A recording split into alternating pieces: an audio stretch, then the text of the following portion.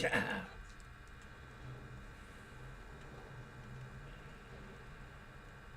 Good morning, everybody. Welcome to TMPG. I am, of course, your humble host, Thunder. And today, we are going to grind some GTA.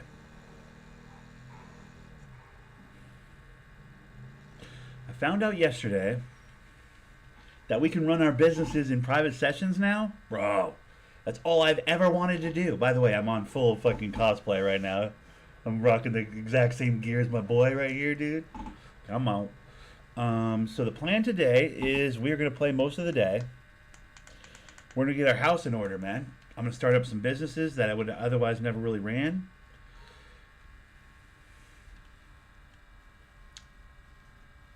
I'm very excited. This is big news for me, dude. I had no idea you could do this.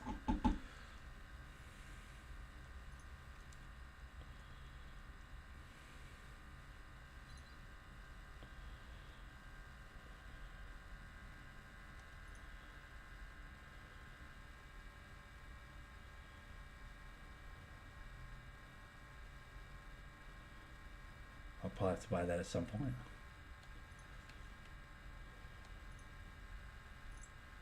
But first, what we're going to do is we're going to go to all 5 of my drug and illegal activity businesses for my. The supplies we need just got confiscated by the cops. Attract some police attention, and the patrol should bring them right to you.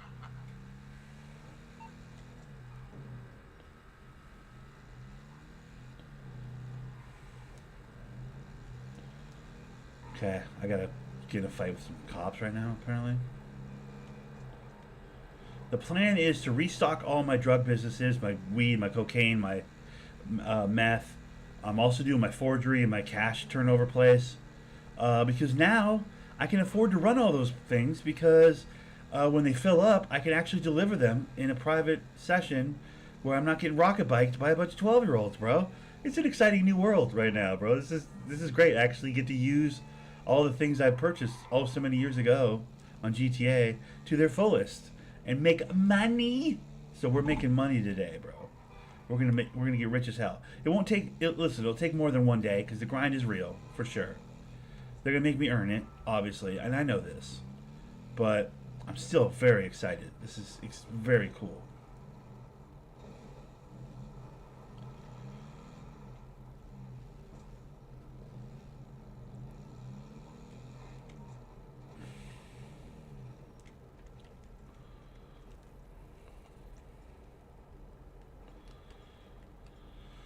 So to start the day, I probably want.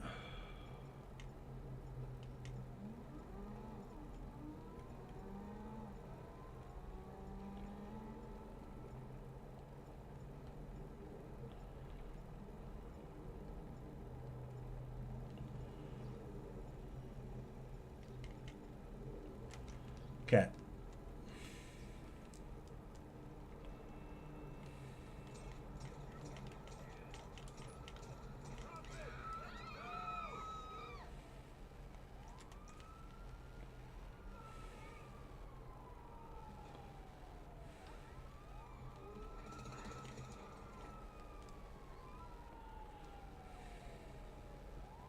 Apparently, a cop with the supplies I want is going to show up.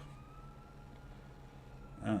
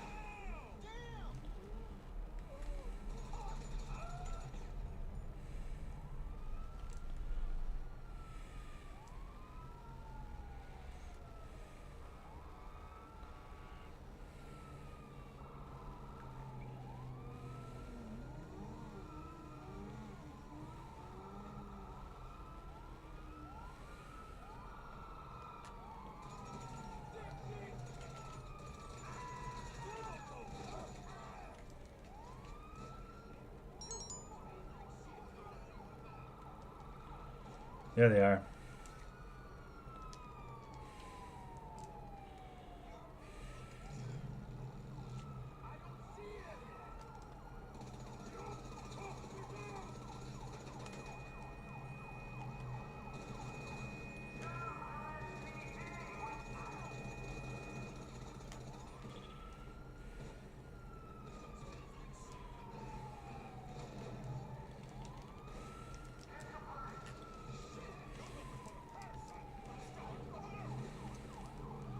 Later, bitch. Oh, fuck. I knew that was going to happen. Shit.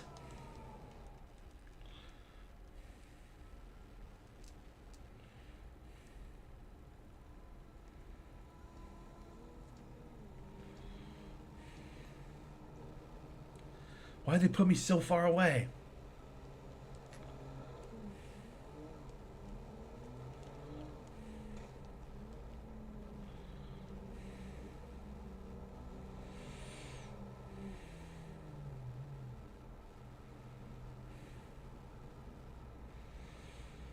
Why?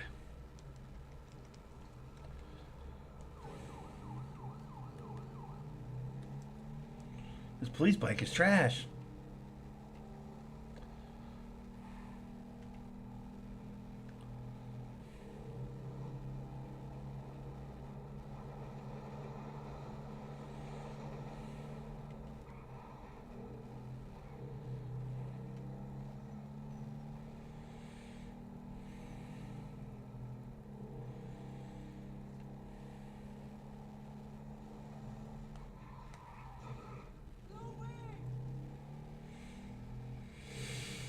Okay, well, we got the business supplies for one business so far. That'll work. We'll take it. Listen, one at a time, bro. You know? And it won't even be all the supplies. It'll be like a quarter of the supplies. First notification you've gotten in months? What? Bro, I've been streaming pretty regularly. Not super regularly. What's up, UAIM? How's it going, buddy? I've been streaming pretty regularly. That's weird.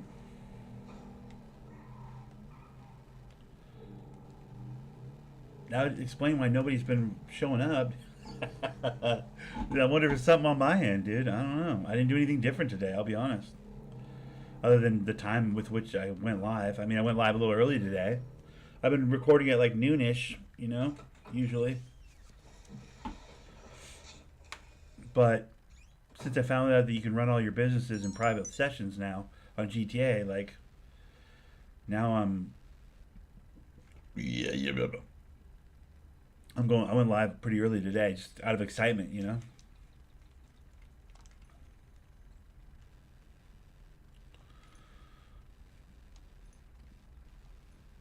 We'll steal one more for this.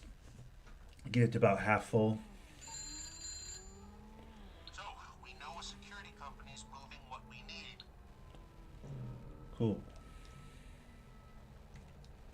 Give me my bobber, please. And give me my fucking. Where's my shotgun? There it is. That's my baby. That's my little Nook pistol starter right here, dude. Yeah, I don't know. I for sure have had my notifications on. That's weird. I appreciate you telling me. I hate to think that like people were like trying to show up and show the support and hang out with your boy, and they didn't even realize that. Like, I promise you, I didn't quit. Like, you guys know me well enough to know I'm not quitting. I don't have any quit in me, bro. I just did a circle. Okay, well, that was a waste of damn time. Oh, sticky bombs. This isn't even grenades. This is sticky bombs. Hold on.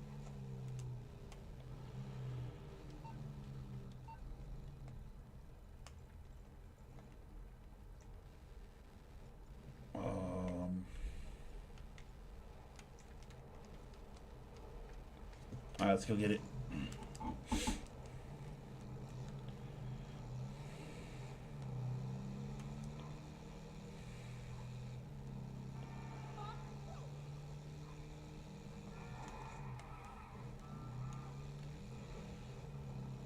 Bro, all the fun things, all the DLCs that we've been able to acquire over the years of playing GTA are all fully available to us now, without interruption, without shitholes being Rocket Bike Boys, dude, without Rocket Bike Boys and interruptions and bullshit, dude. It's all available to us now in a private setting, dude, where we can just relax and have fun and play. It's huge. It's a big day. I mean, I don't know how long that's been the case. Maybe that's been the case for years, but I just found out about it yesterday. So now I've begun my epic grind towards bazillionaire status, dude. And I will earn it.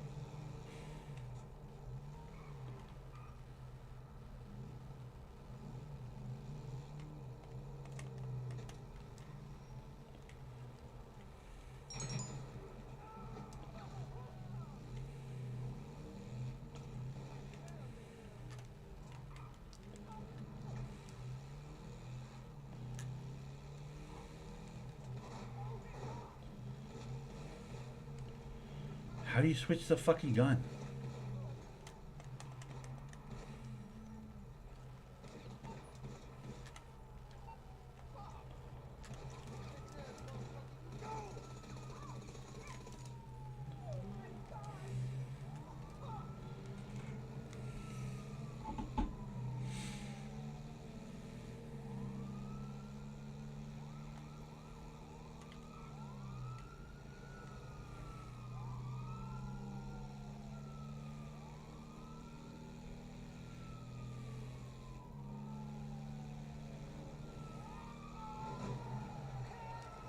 Fuck you, cop. You just caused me to die, dude.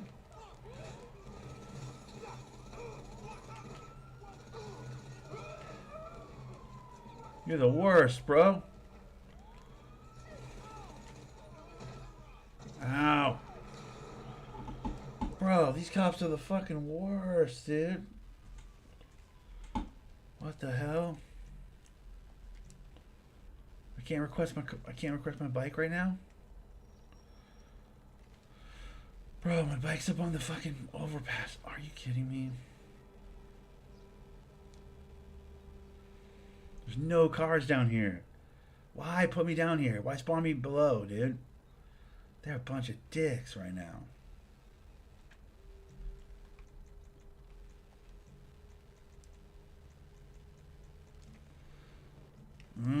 Can't even get my helicopter.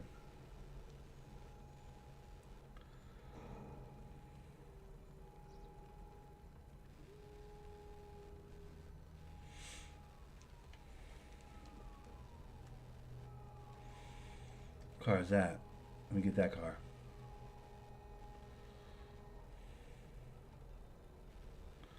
We do what we must. I don't even like this car, but fuck it. Give me this car.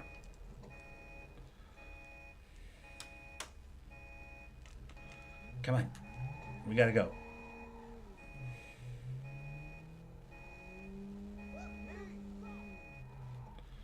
This car's a dumpster fire, dude. This car's trash. Oh no. Mistakes were made. I don't think there's a timer on this. I think it just I can get those supplies when I can get those supplies, right? Like I don't think there's a doesn't appear to be a timer on this. That's the good news.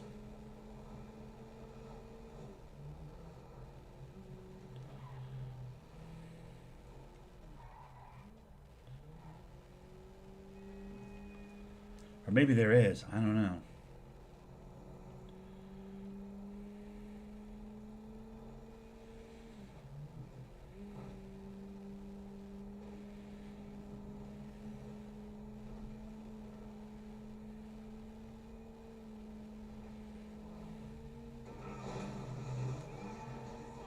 I was trying to take a shortcut like a ninja. I was trying to be slick, dude. I should never try and be slick. I'm not built for it.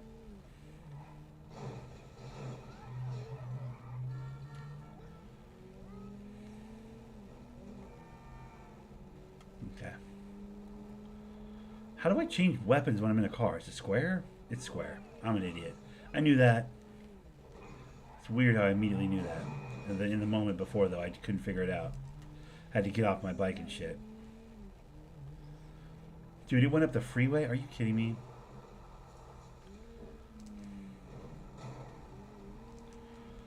Alright.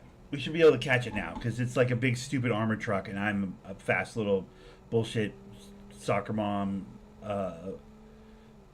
bullshit sedan. It's my first car, I'm going to college type of car I'm driving right now. It's super fast. So I should be able to catch up right now. Hopefully.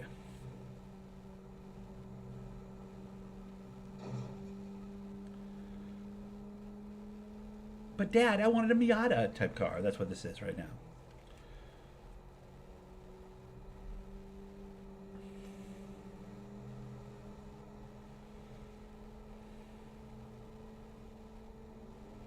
Even so, this is taking way longer than it ever needed to take. Failure. Failure.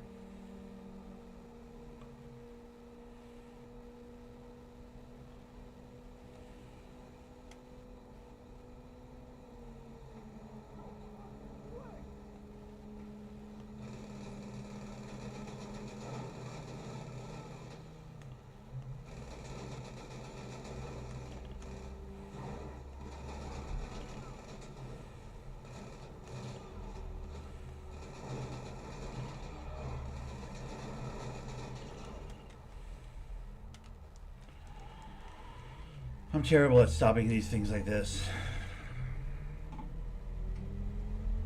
It's super helpful to have a second person because then you can just pull in front of it and the second person can shoot out the front windshield of the car behind you, you know, kind of a vibe.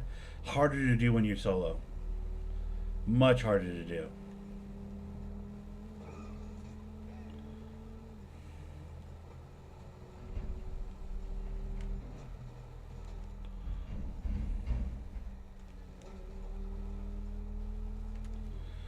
I thought the shotgun was in one of the car's vehicles, but I guess it's not.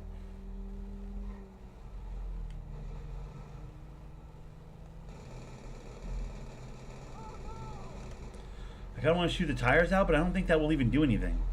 This thing will just keep driving.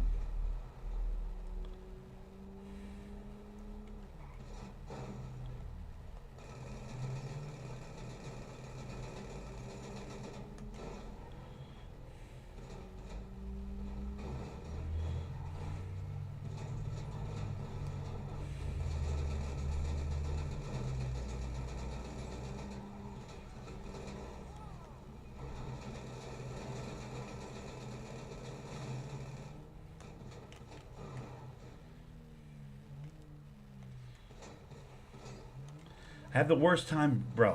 I'm so bad at driving and shooting. This is my kryptonite. Should just ran crates. I don't know why I'm trying to get all this fucking. This is for the forgery business or something. It's like the most bullshit of all my businesses. Off to a horrible start this morning.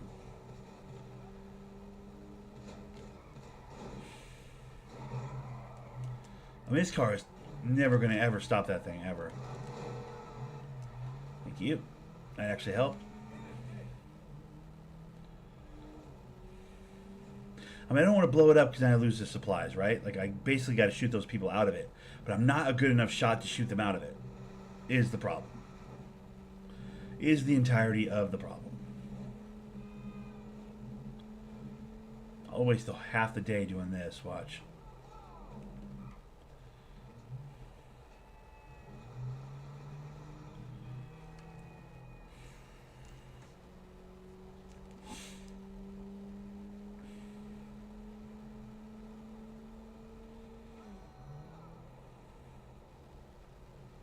I mean, the good news, it seems like, is there's no time limit. I could just suffer through this forever.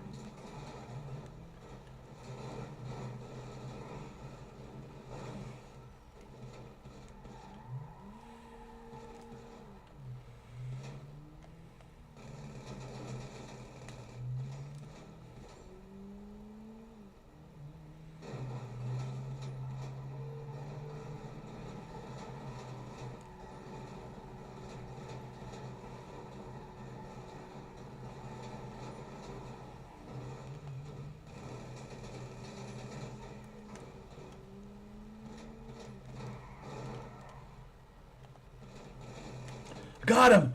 Oh my god, that was the luckiest shot I've ever had my entire life. Gimme. Gimme. Alright, we're good. Wow, that was as lucky as I've ever been in my entire life.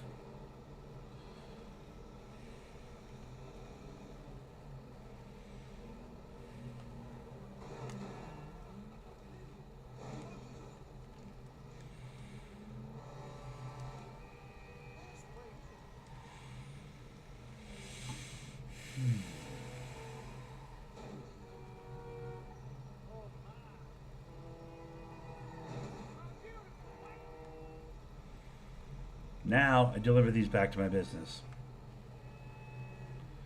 Bro, if I consider I have to do this, some version of this, like about 8 more times. Even just to half stock my drug businesses.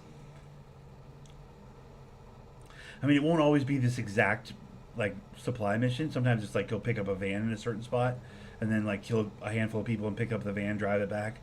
Like sometimes they're much, much easier. The harder ones are these ones where they're like on the move. Whoa. So this isn't necessarily the rule. This is more the exception too, you know? But even so.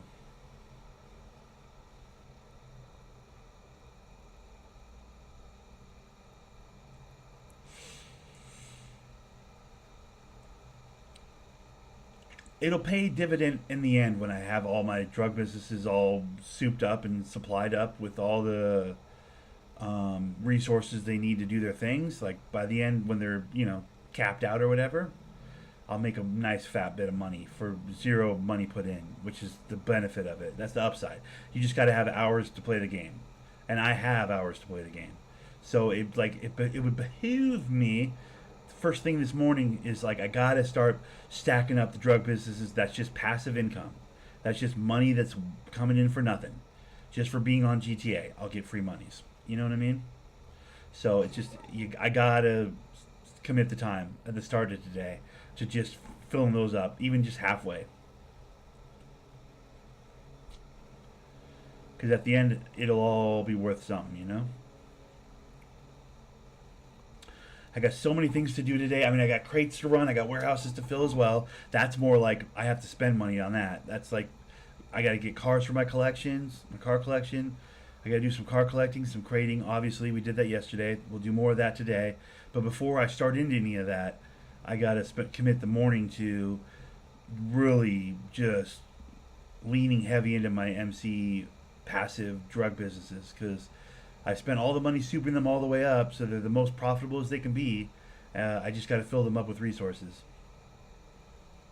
And then they'll just straight up make me money while I'm grinding all the other crap on the game.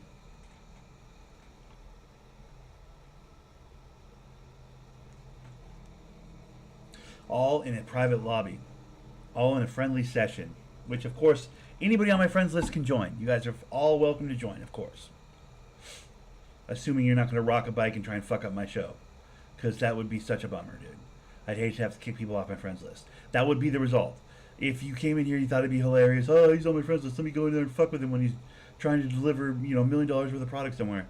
If anybody does that, I don't give a fuck if you've been sub to my channel since like, I don't care if you're the third sub I ever had on my YouTube channel. You're fucking banned. You're hard banned and blocked. Like, no question about it, dude. That's not a ha-ha. That's not a ha-ha-ha.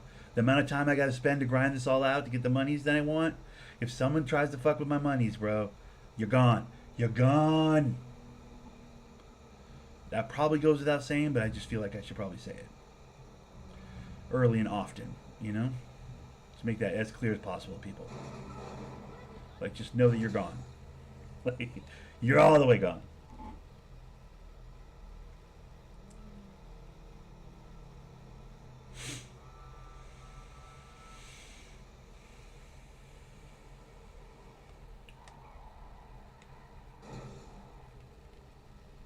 This could potentially be a very long recording today, though. Just given how long this is going to take just for the starter stuff. Just for getting my MC businesses up and running again. Like, this is the first business. It's been 30 minutes. We're just about to, like, drop off a shipment for half full in resources. Like, full in resources doesn't even get the full bar full of, like, how much money can be made. Like, a half bar is going to be, like a notch of profit. Out of the 4 notches, it'll be like a notch of profit, probably.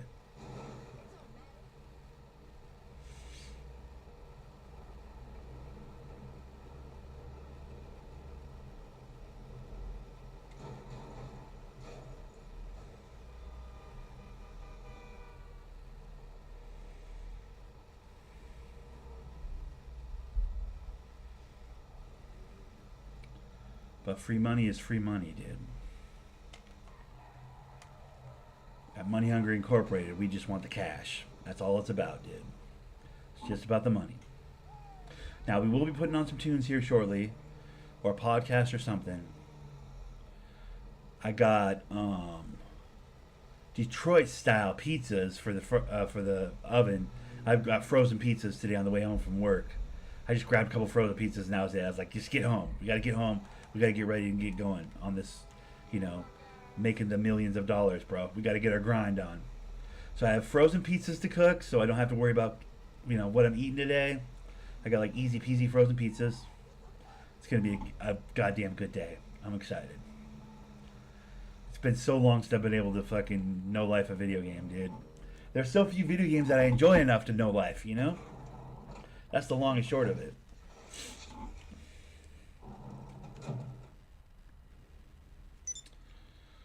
Okay, so the workers are back to work. Love it. Now that gets me to like, what is that? 2/3 supply? Like half supply? I just showed it right there. Okay, supply level's almost full. That's almost to full. Okay, perfect. So we'll let that start working some product. That's stop 1 of 5, all on the docks here. All of my my MC businesses are all on these docks, I think. If I remember correctly. Oh, no, there's one that's up the road, actually. There's one over here. Because I used to have my clubhouse, like, right over here, so it was all convenient. But, okay, so we'll do weed next. We got what we need. Yeah, I know. I was there, dude. Hey, Shut up, Paige. Don't ever call me again. You know what you did. Wait, what's going on? Where's my... Oh, my God. They just put my bike up on the fucking railroad tracks, bro? What are you doing? Hold on. Put it on the road. Thank you. Next to me. Thank you. I'm a motorcyclist, bro. I'm a high-level motorcyclist, bro. I like to motorcycle. Put my motorcycle up on the freeway. What the fuck's wrong with you, dude?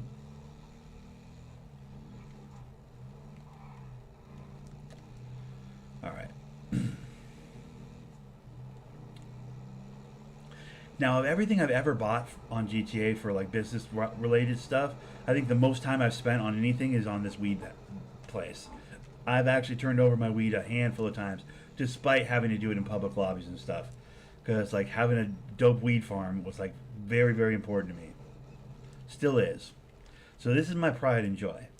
I love my weed farm, dude. I'm real excited to get this back up and operating again. Looks like it has weed in it, which is crazy. Because like I don't have any supplies in here, so how does it have weed? That's weird. But look at all these people that I'm paying to stand around. Yeah, hey, guess what? Time to get back to work, ladies and gentlemen. Okay? Don't worry, I'll get you some supplies. Enough of this standing around shit, dude. How many, hold on, how many times have I wanted to see the numbers before I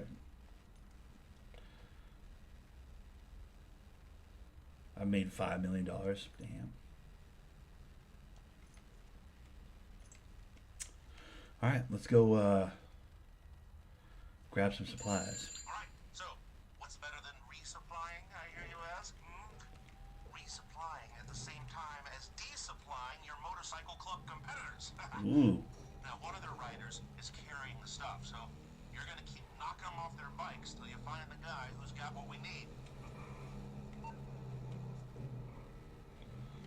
Another fucking drive around and hit people in fucking one. Motherfucker, dude.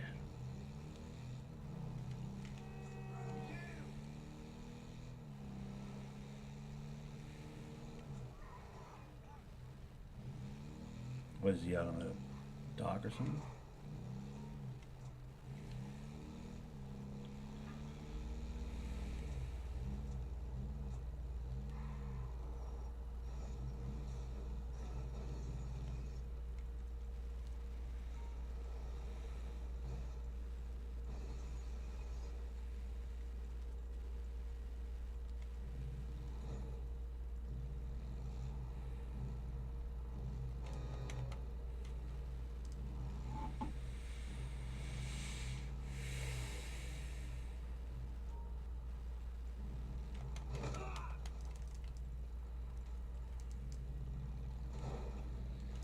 Okay, that wasn't him.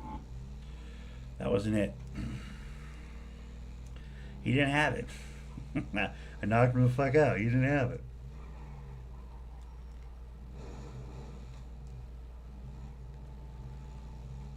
What about this guy over here?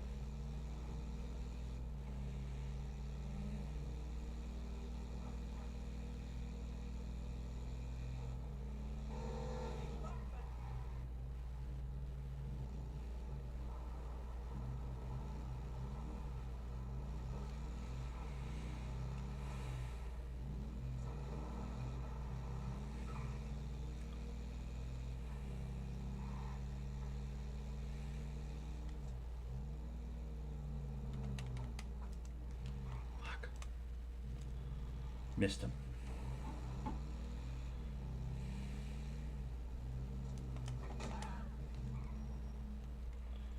Nothing? Okay. Shit.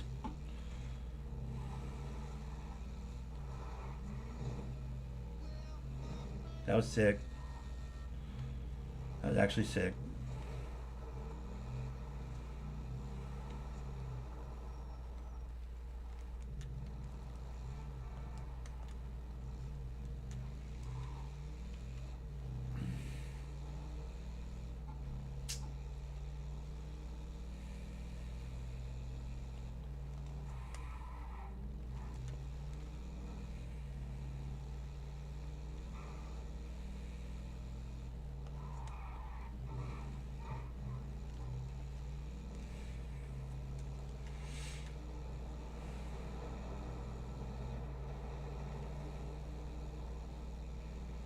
I mean, that means this last guy has it, right? I mean, that's basically what that means. The other two didn't have it, which means process of elimination means this asshole over here has it. We figured it out. Yahtzee, you've got the weed. Supplies.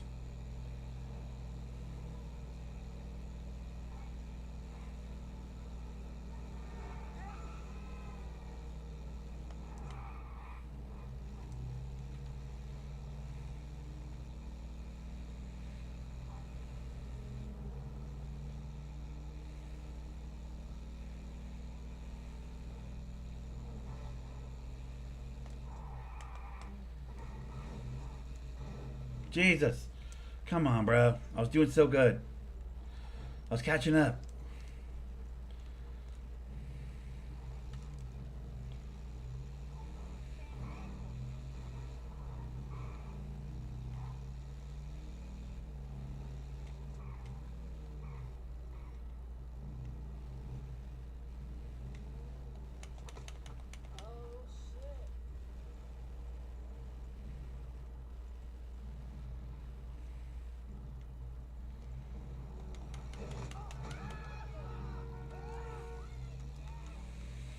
Got him. Took me like 3 tries, but we got him. We got him. We got him. Now, are they going to send people to chase after me, I wonder? Because that'd be kind of cool. They're allowed to do that.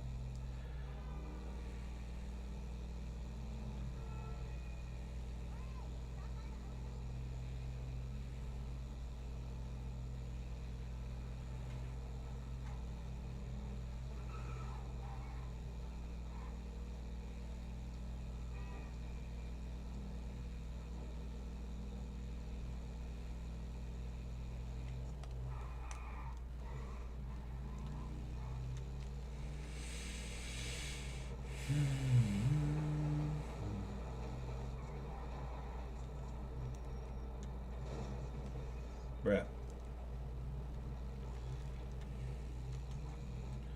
We are out of here. Alright, so this will be step 1 of 2. Looks like if I do 2, if I steal 2 supplies for each of the businesses, like, it gets, like, 2 supply steals gets me, like, 75% full. So that'd be plenty to get something done. On the weed, on the coke, the money laundering or whatever I already did. Hello, how are you? What's up, clone? How's it going, buddy? I'm doing well. Another beautiful day in the neighborhood.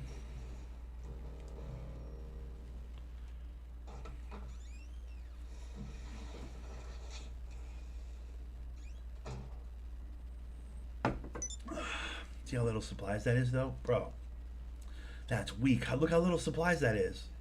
Boo. That's trash. Let me run it again. See if I can get more supplies.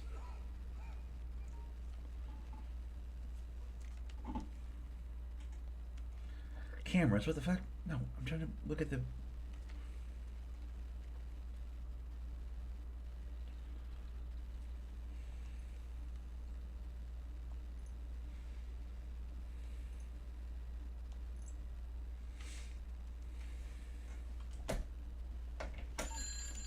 Well, I'm gonna be honest. I don't know where to get those supplies, but I do know who will tell us where to get them if we push the right buttons. Find my pal's brother and sweat him. 2 seconds. After that, I'll have the location we need. Okay, I remember this one. I remember this one. You got to go beat the guy up or whatever. You can't kill him though. You just got to beat him up. Because if you kill him, then he can't tell you anything. But you got to like go punch him and kick him and stuff.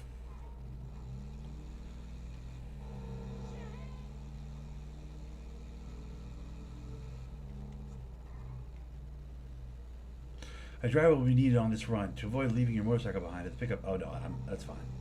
I can drive the. I get what they're saying up there, but don't worry about that, dude.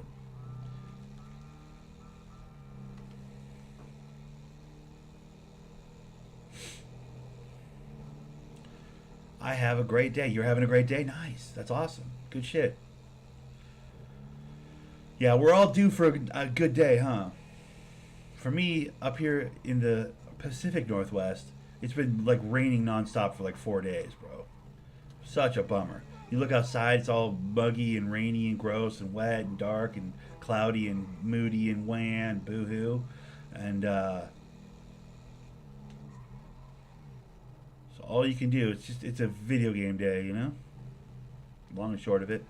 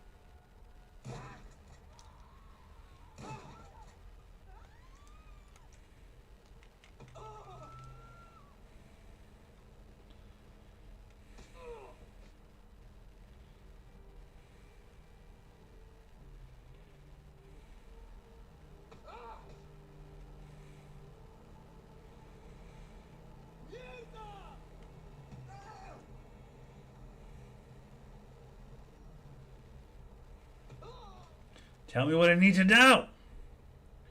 Where are your drugs at?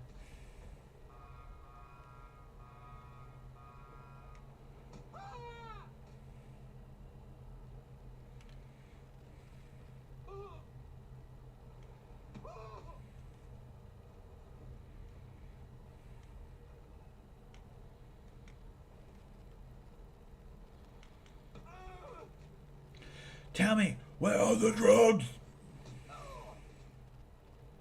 Fill the meter, fill the meter.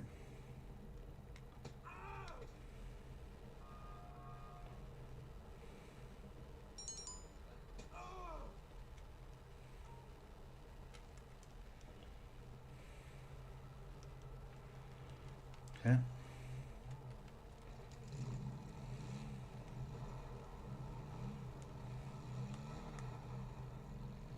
Drugs are this way. Little blue package over there.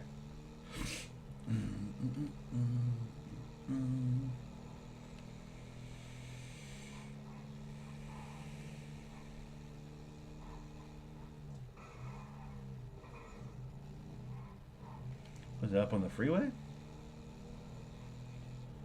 It's not. There's no way it's up on the freeway. Yeah, it's got to be over here. Like in a van or something.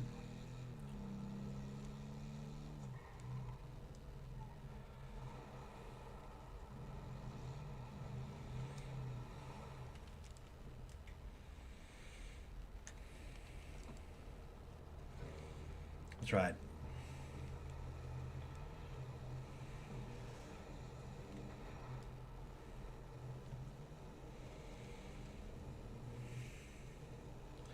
Supplies. Acquired.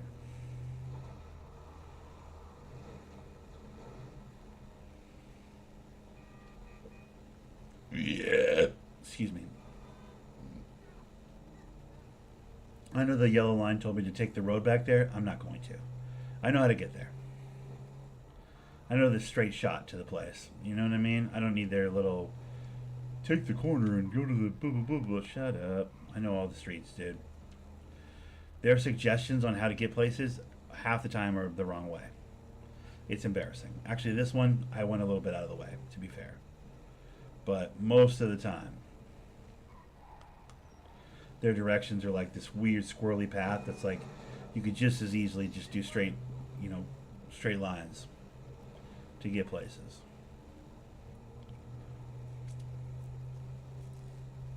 Enough of this map is grid designed that like a lot of this left then right then left then right then left then right is just go up a couple blocks so you don't have to worry about the left and the right, the left and the right, the left and the right. Like you don't have to do it, dude. Just go up a couple blocks. It's really easy.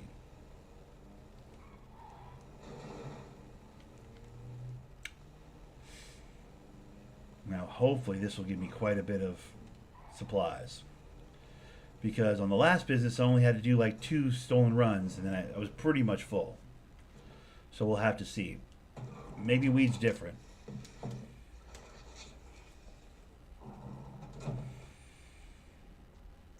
Nah, that puts me barely under half. I might have to run one more of them. That puts me barely under half for supplies, and I'll burn through those supplies fast. Let's do one more. Let's steal one more. Hopefully it's not a super time-consuming one.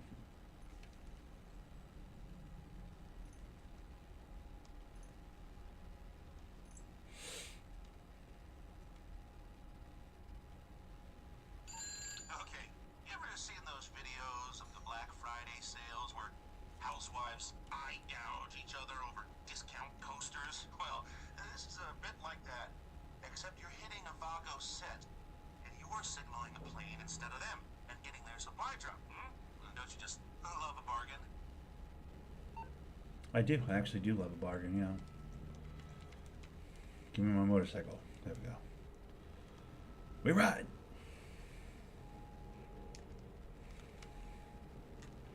Alright, so the weed is going to end up being 3 runs to get the supplies. That's crazy. Which means Coke's even bigger than weed. So like Coke will probably end up being like 4. Bro, I'm going to spend 3 hours just getting these all supplied up again. but I'll have spent $0. So anything I make off of these will be all profit. That's the good news. That's the part that's like sweet. You know, that's the part that's actually kind of exciting. Go into the quarry. I can go to the quarry this way, dude. I know where the quarry is. Don't you try and tell me where the quarry is, bitch.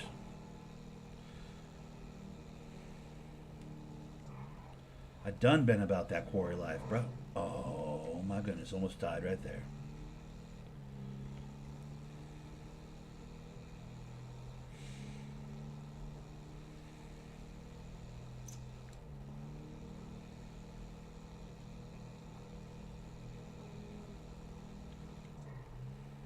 See how that yellow line that was all squiggly bop bang bang? It's like, bro, just go up the street and it's a straight line.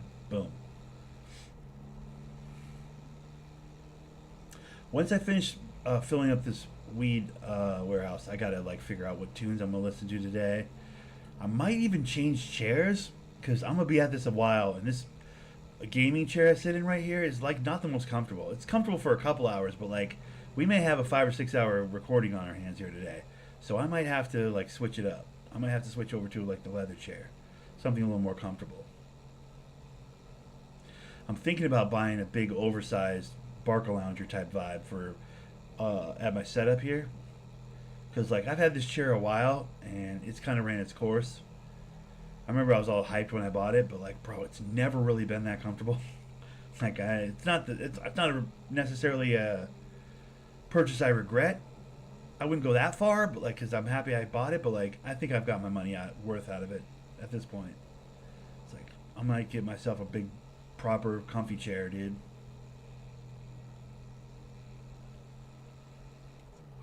But for now, I might just switch over to the leather chairs I have over there, across the room.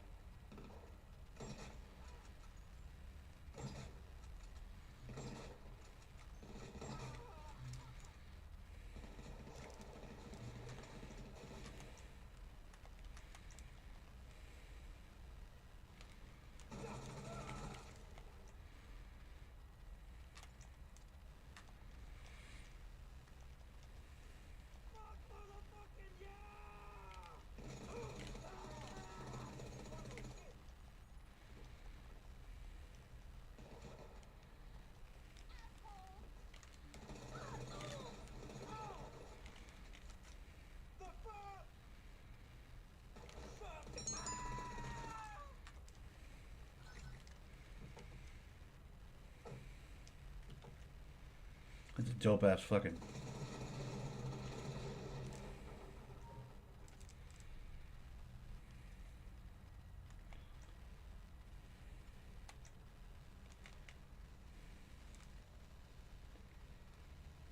It's actually a dope ass truck, bro.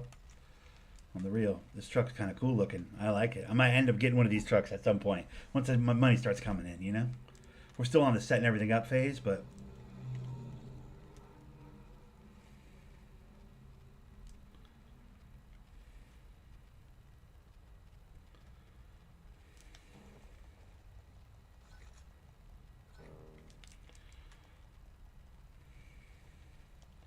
That's a good looking truck. I need a proper good looking truck, bro, for my garage. You know? I like it. 4-door, bro. Doesn't have a crazy amount of cab, so no one will ask you to move. It's good. Now, where's my bike at? I'm really just trying to get to my bike. How far up did I put my bike? The next one up? This truck's really fast, though, for real. I mean, I'm doing motorcycle shit. I should be on my bike.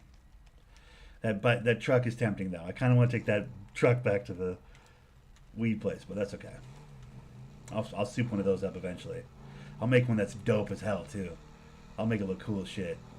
Probably do like a fucking dark olive green or something, like a forest green. Maybe get some like a tactical livery on it, like a camo livery on it or something. Make it all fucking, you know, military looking or something. Oh my god, what is with all these guardrails, bro? There we go. Let me get on the freeway, please.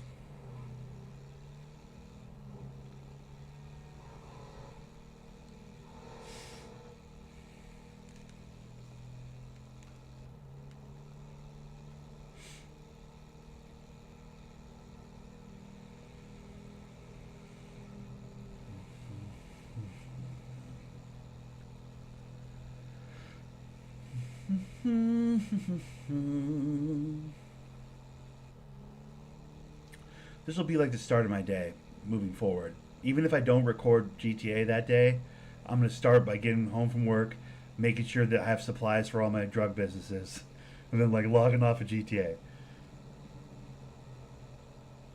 I'm going to try my best to make sure I have, you know, a certain amount of supplies in each one of these passive businesses, just, you know, in case I decide to log on to GTA that day. I mean, running crates is dope. Running cars, you know, stealing cars and whatever, the car warehouse, instant money. All those are fantastic. But people sleep, man. People sleep on the MC with the drug passive money available to you with the drug businesses, man. If you're playing enough GTA, it can be worth a pretty penny, dude. Like, that's money left on the table. Since I'm going to be playing GTA, like, heavy anyways, it just, you know, why wouldn't I, right? Why wouldn't I fill up my drug businesses? It'd be silly not to. And why wouldn't I take these drug supplies and drive right by Mission Row Police Department? Why wouldn't I drive right by the cop shop with all the illegal contraband on me?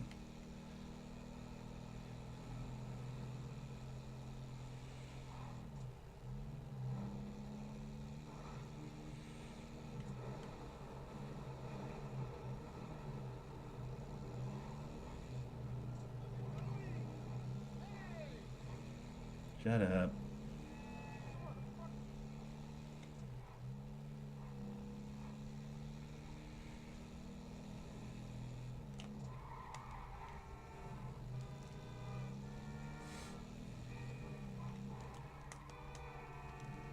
Yeah, yeah.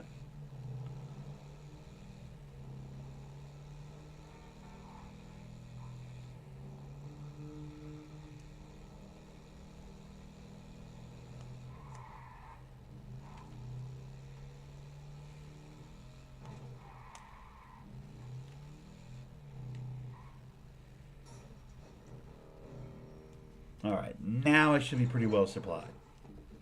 Hopefully.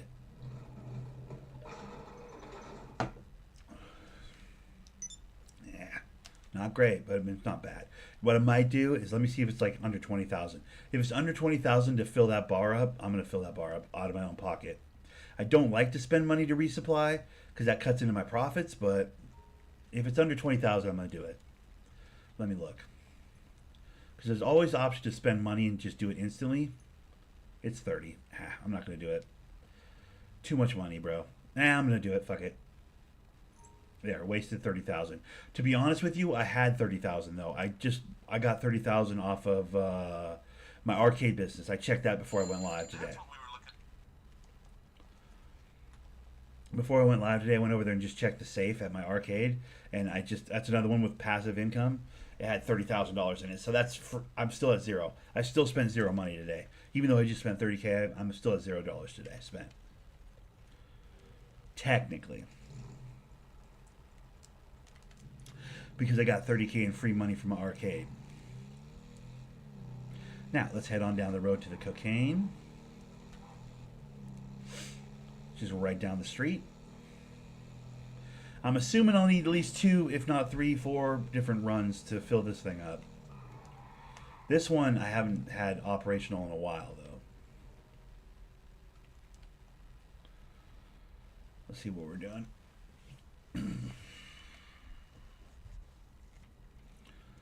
Ladies, gentlemen, everybody good? All right.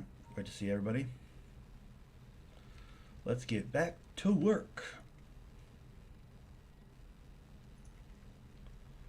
I've only made about 3 million off this one, because like I haven't had this one as long as I've had the weed. The weed is like that's my baby. Yeah, so these supplies came in with a bigger shipment.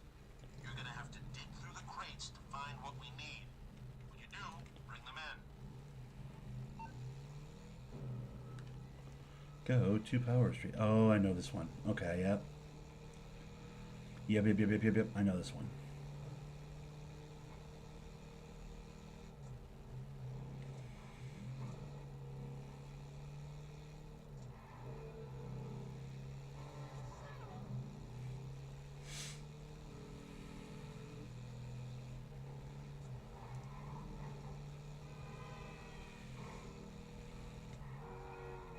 Whew. That car almost caused a problem right there.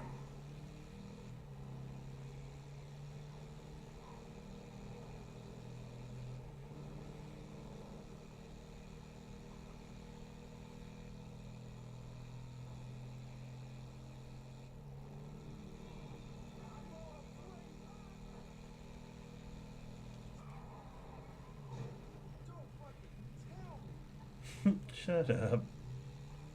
Oh, I actually don't remember this one. I don't actually remember this one because like this is different.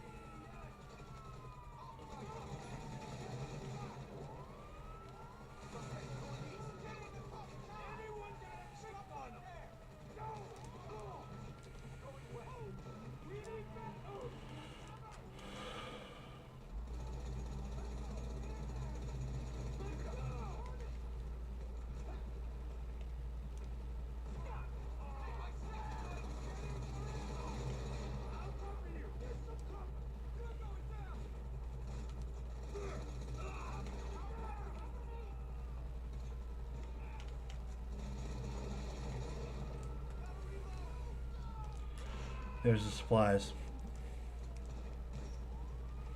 I can't jump that. Oh, you knew that was going to happen. You knew that was going to happen. I wonder if the supplies are in the same spot every time on that. Because that'd be good to know, like where they are exactly, if that's how it works every time. I don't think it is though.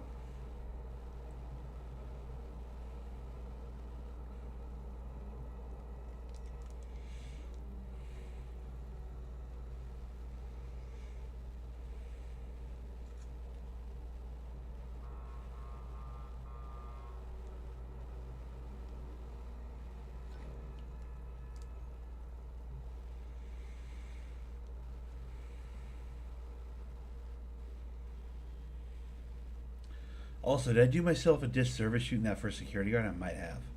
I feel like it's possible you could go in there and just melee that until a certain point, you know what I mean? Until a security guard sees you, I guess.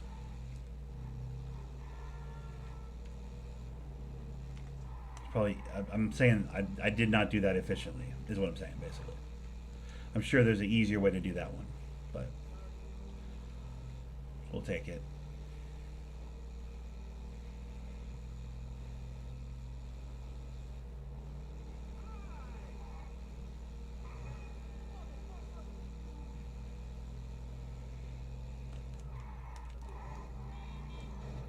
Ugh. I was doing so good, man. I was driving like a beast, bro. Get out of here.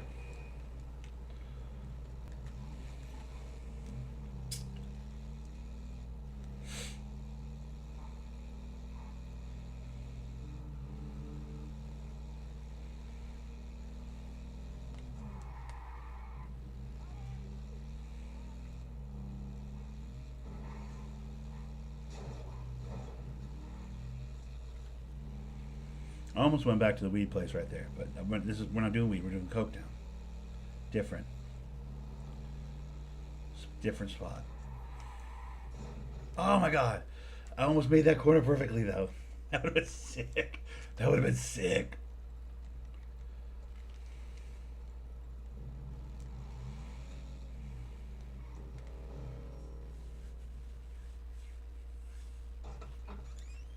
It won't be much but a scratch. Watch. It's gonna be like a small amount. Yep, it's like barely a notch. Damn it. This is gonna take a while. That's okay. That one wasn't that difficult actually to get, you know, that first one. So maybe hopefully with any luck this next one won't be either.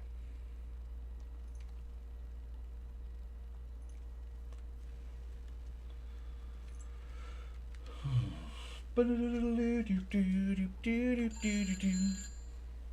hired one of our rivals guys to come with the supplies and do some work on the equipment. Pick him up and bring him in.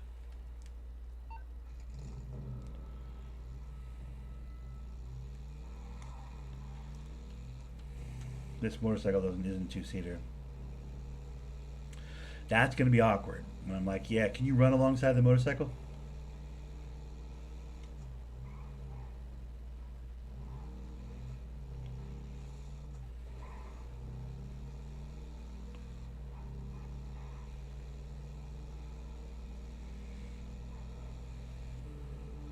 I on purpose made my motorcycle a one-seater because fuck that noise, dude. I'm not about same-sex in it on a motorcycle. That's weird. People that do that are weird.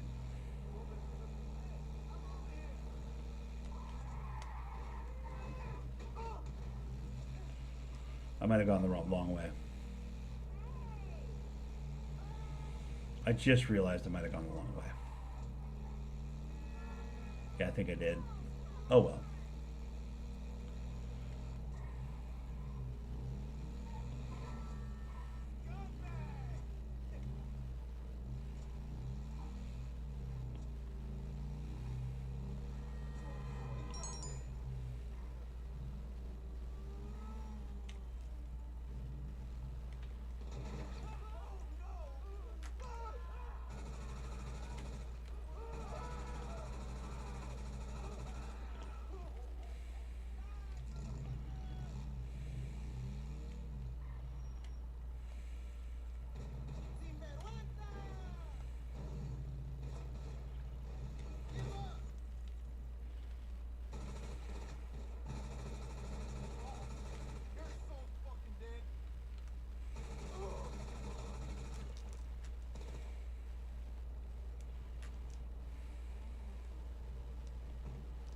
Oh, I have to take their fucking stupid van? Alright, well.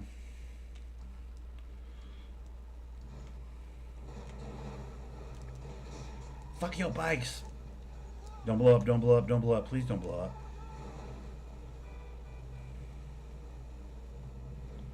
Yeah, all bullshit aside, don't blow up, please. Sorry I ran over your bicycles, or your motorbikes, but don't blow up. Thank you so much.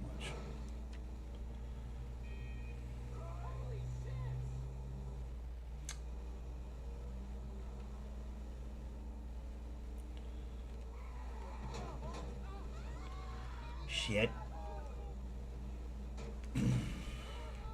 Well, the good news is they're on motorcycles, so I can just fucking knock them off, right? Like that. That was totally on purpose. Joking.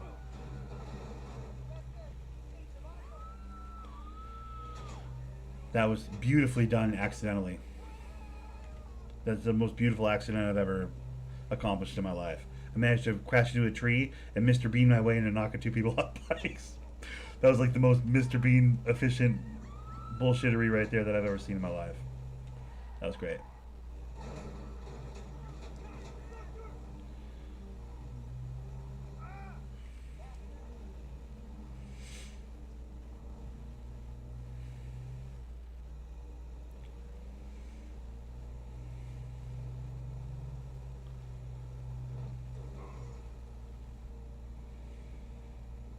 I mean, that's what they get for storming up behind me on a motorcycle, dude. Like, I'm a giant van, dude. You're gonna get shit on in that situation. Thanks for the supplies, dirtbags.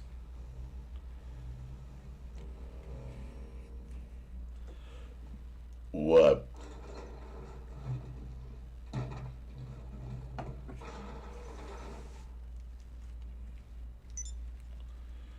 That was a pretty good, dude. That was a pretty good supply drop right there. That was like 2 notches. Let's grab one more of those.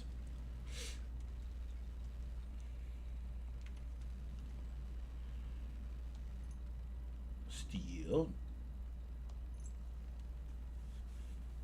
I'm excited, bro. I'm excited to supply my meth place, to be honest.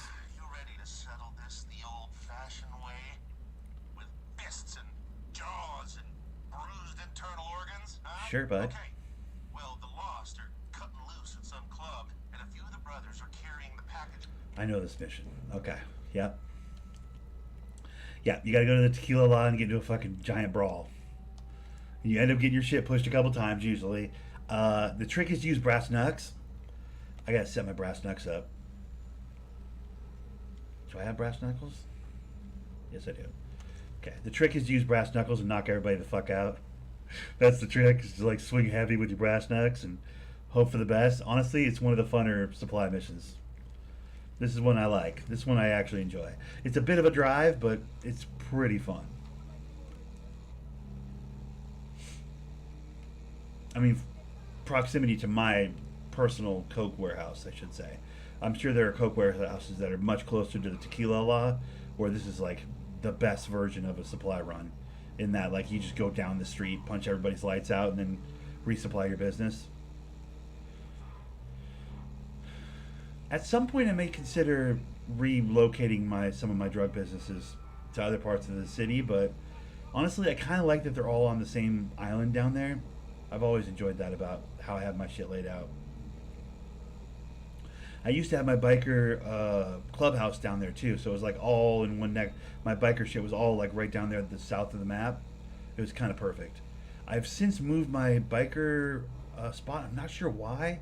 I don't remember why I moved it, but I did. I ended up moving it like to the beach. I really don't remember why I did that, but I did.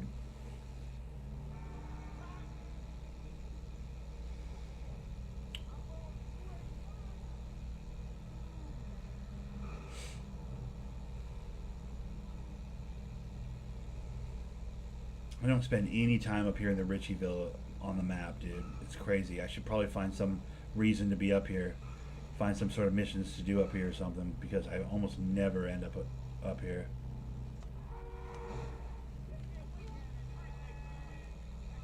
There's got to be something I can buy around here or something that would justify being in this neighborhood. My arcade's kind of over here, but not really.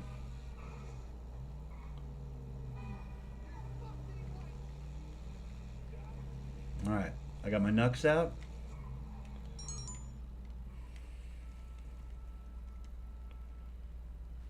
Little bar fight. I got my brass knuckles. Let's go. Bar fight o'clock. Oh, I don't get to use my brass knuckles. Oh, this is bullshit, dude. Yeah, fuck it.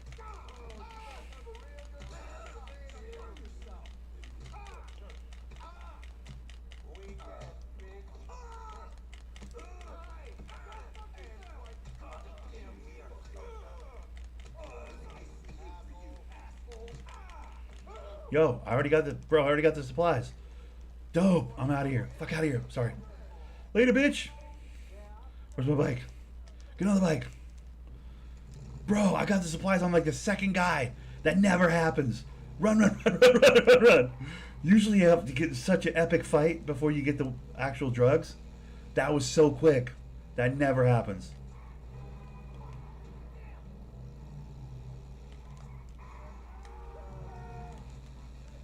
Fuck, they're chasing me.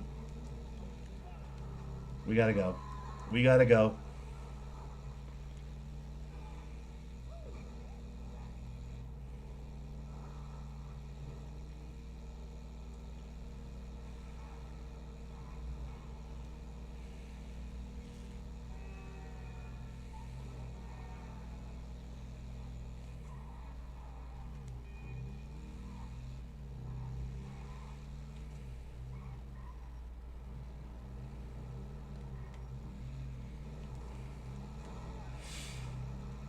Yeah, I can lose those shitbags effortlessly, dude.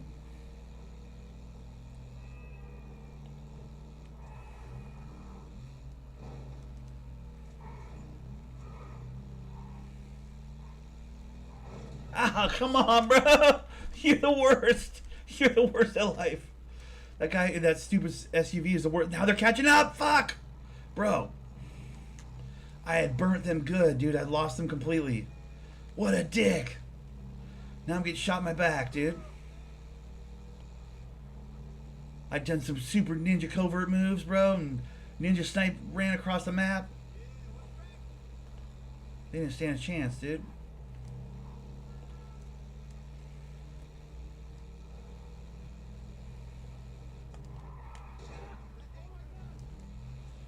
Fuck that guy, bro. He was an informant for the fucking government, bro. I'm telling you. Ow! Ow! Leave me alone.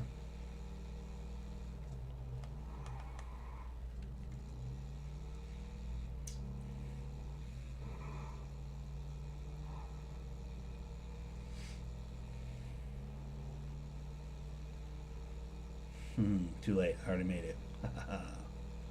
Suck a fish. Clean. Alright, that's most of the way full then, supplies, right? Most of the way? Boom, all the way full. Let's go, dude. Oh, it was almost all the way full. And then now it's not all the way full. That's weird.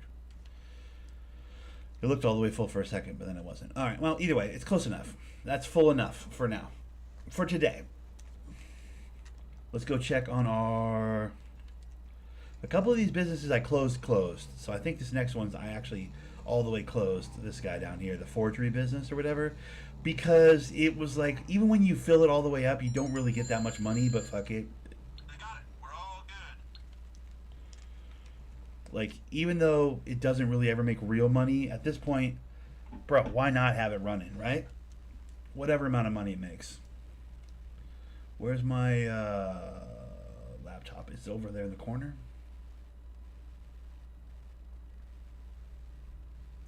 Here we go, right there.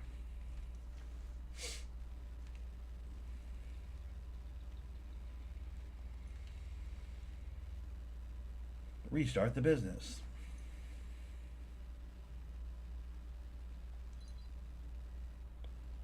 Now it's all. I closed a lot of these businesses because it started getting expensive, paying all the salaries of all the employees when there was nothing coming out. So like, I'll have to keep that in mind. Like, paying the salary for all these people while I have nothing, while I'm not producing anything. Like right now, I'm producing stuff. How about this? The supplies we need just got confiscated by the cops. Oh, Lord. Attract some police attention, and the patrol should bring them right to you. I didn't remember this one. We just did this one a minute ago.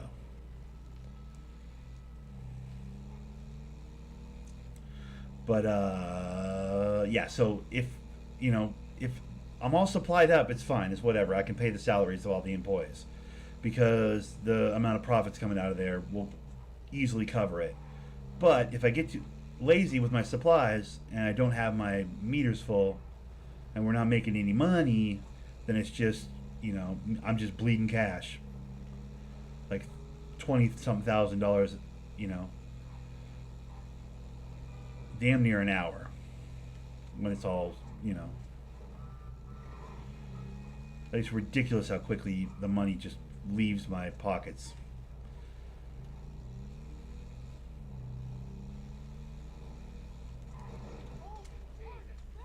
I saw him turning. I saw it. That's my fault. I saw everything that I needed to see. Where's my bike? Oh, you shithead.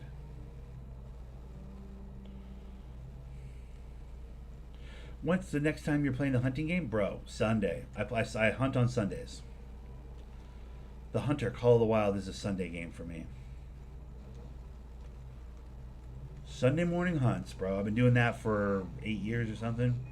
A little coffee, a little Hunter Call of the Wild. That's my shit. That's not generally a weekday game for me. That's a weekend game most of the time. It's a fun game though, man. I can't recommend that game enough. I think that might be the third most hours spent on any game I've ever played. Probably, I have like 500, 600 hours on that game. Love that game.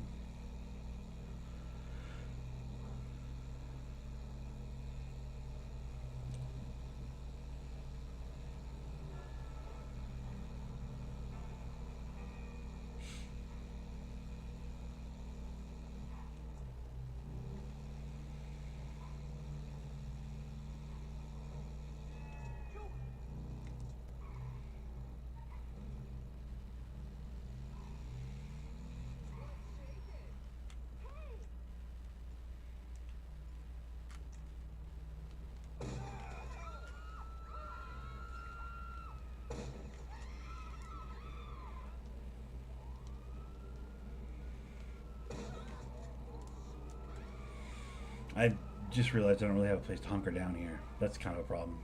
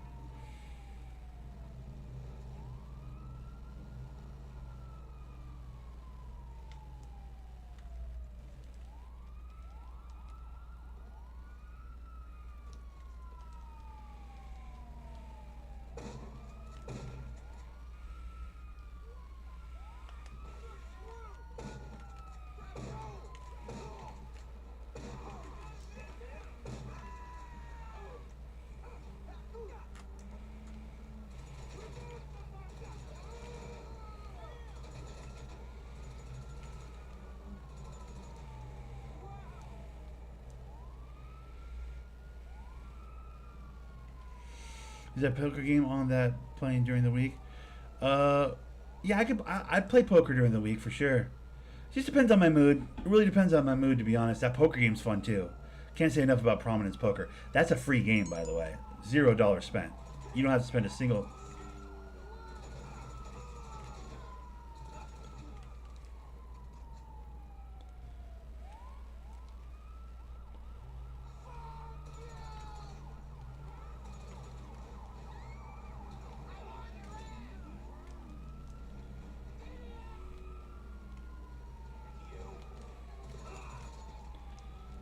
There we go.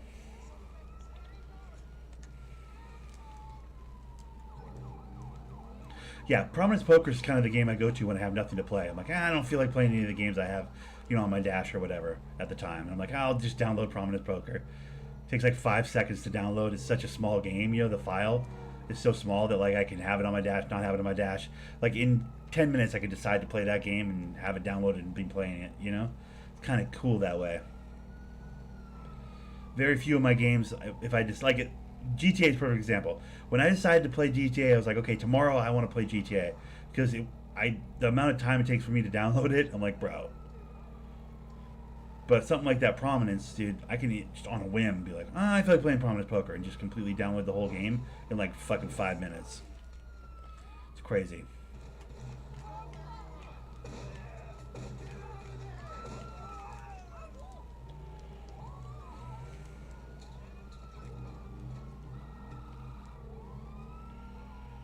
Bro, I'm having a tough time with this one.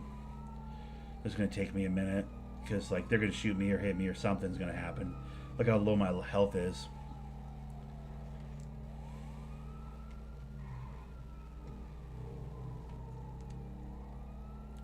I'm like literally following the yellow line now.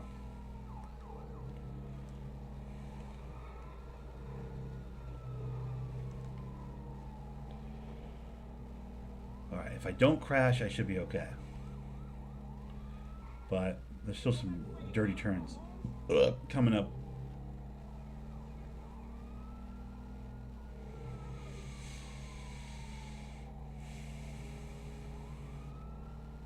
Yeah, I wish I was better at poker. That's honestly, like, that's the one thing about that game. I'd play that game a lot if I was better at poker, but I end up just losing my ass on that game. So it's like, a lot of times I'm like, Jesus, I'm just bleeding chips for the whole recording, but I like it. Hold'em's honest. There's an honesty to that. I mean, as much as there's wild swings with the, the way the cards drop sometimes, and like you think you have the best cards, and then the five on the table just give you nothing, and you're like, motherfucker.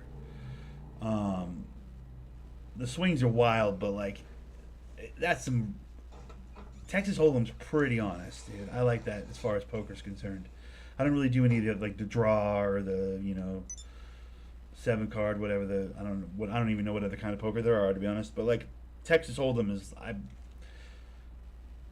I really like Texas Hold'em. I don't think I'd ever play it at an actual casino or with actual real money. That's like, well, why would I do that? But on that video game, it's a blast. And they start you out with enough money that if you're not an idiot, like you can accrue a nice little bankroll on that game and never spend a single cent. I don't know how that game makes money, by the way.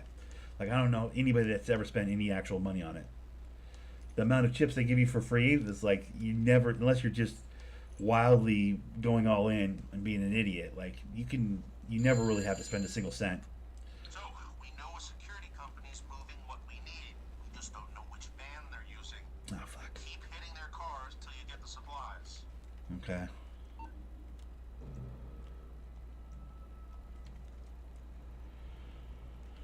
We gotta find the van.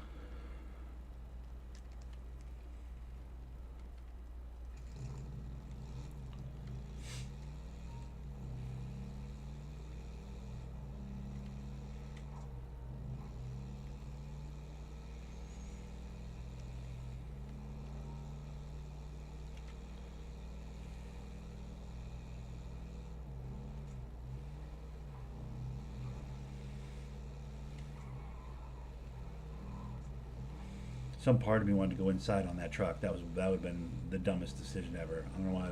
I almost just had a crash right there. My brain was like, "Go tuck inside." I'm like, what? No, obviously no.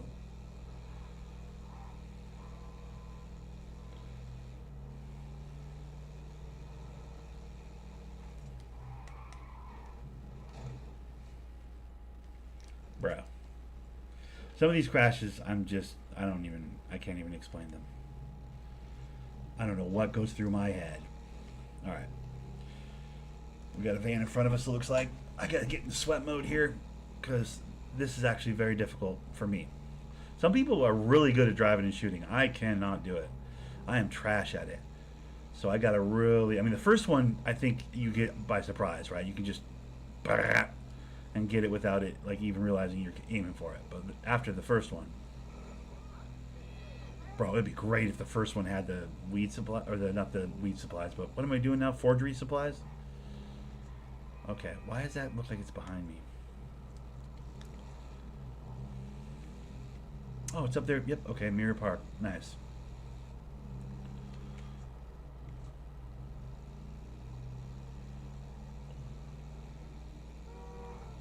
Ah, you guys thought I was gonna get hit by that car, huh? No, dude. No, bro. No, dude.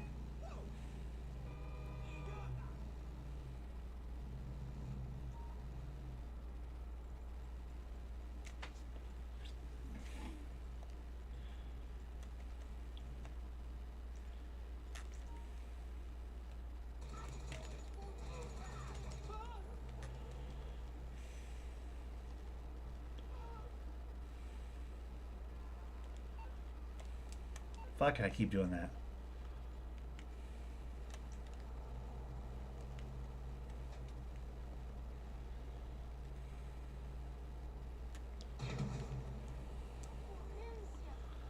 That's not it. Damn it.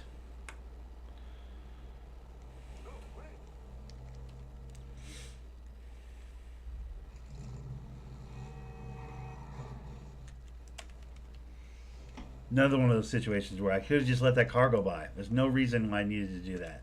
I had to get out in front of that car. No, I didn't.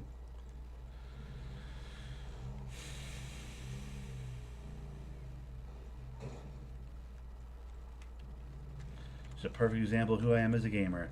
I just can't help myself.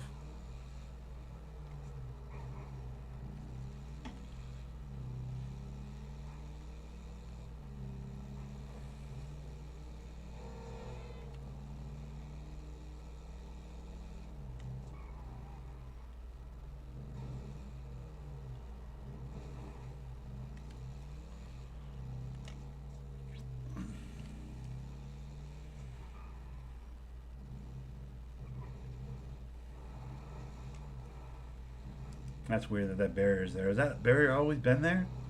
That feels like that's new. When did that barrier go in? Very weird.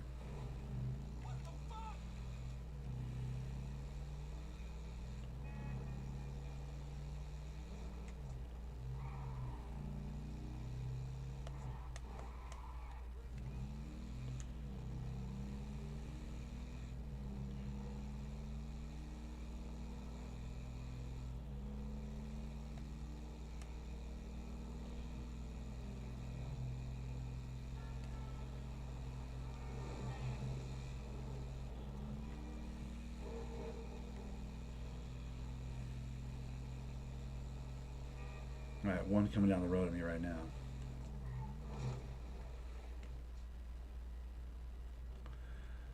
Yeah.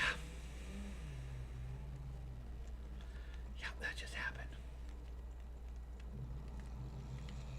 Oh no, it's just hanging out. What the fuck? It's not even moving. Oh no, it's at the light? Oh, okay. That would explain it.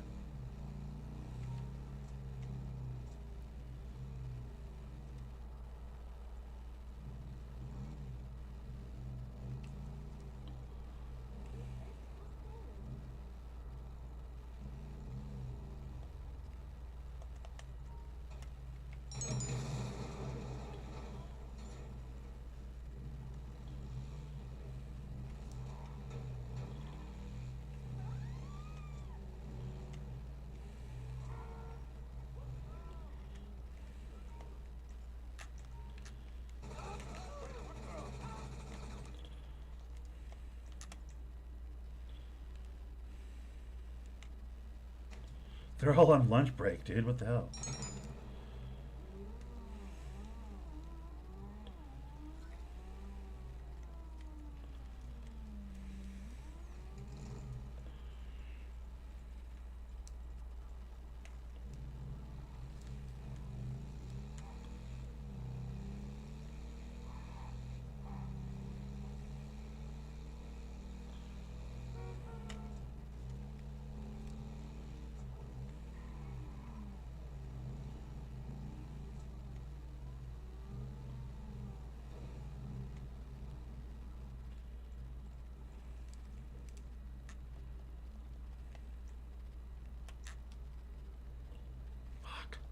Okay, I need to shoot out the driver. I know that's the one that has the supplies in it because it's the only one left. I don't need to blow out the back of it. I need to kill the driver out of the front while it's just chilling. It's still on some, like, nothing to see here shit. You know what I mean? That's what I need to do.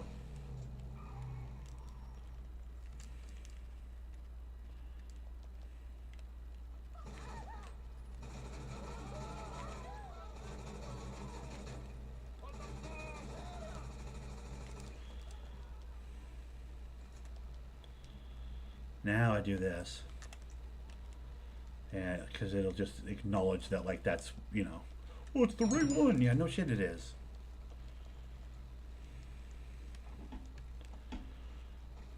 That's a smart way to do it, bro. I'm a genius, dude. I actually did something right for once in my life.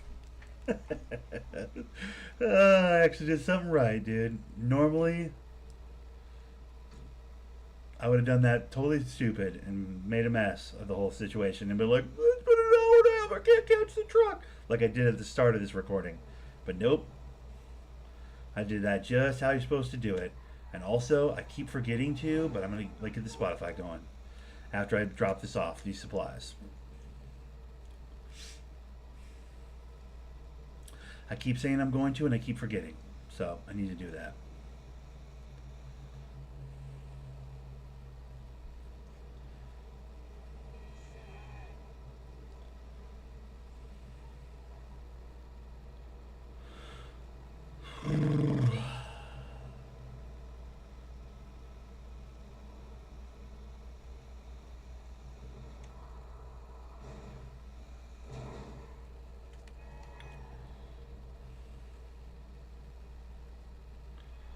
Here's another one of those squiggly line bullshits, dude. I'm going down the road. I'm gonna go straight.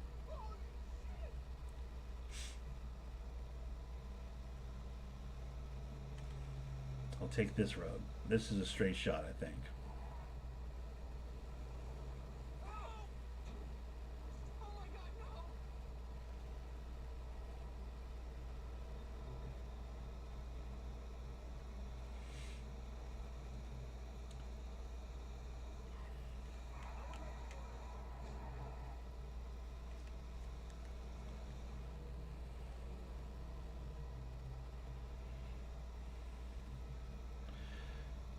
I for half a second thought I was done. I was like, yes, all resupplied. We're good. Now I can go do crates and run cars and stuff. But no, actually, I haven't done my crystal meth yet. I forgot. I still haven't done my crystal meth. So this probably will fill up my forgery most of the way, which is huzzah, wonderful. But I still haven't done my crystal meth. That one is like the most expensive one I bought. I don't think I've ever done a full run of crystal meth. I'm not even sure it's fully upgraded. That one. That's like the last one I bought before I like completely gave up on the idea of ever filling these up and running them, because I was like, I'll never be able to do it in a public lobby. I'll get murdered first. But now that that's like not even like a concern, now that I don't have to worry about that, I want to actually make proper crystal. I want to Walter White this son of a bitch, dude. I want to Heisenberg. That should do it. Yeah, it's pretty full. That's supplies wise. That's pretty full. And again, that one, like, oh my god, look at that! You paid your combined staff $19,420, bro. I spent 20 grand paying all my staff, dude. This is what I'm saying. Like, I can go broke really fast with this. That's the problem. The profit has to be like, I mean, it has to be really good, or else I'll go broke on this shit, dude. They got it. We're all good. LJT, logging out.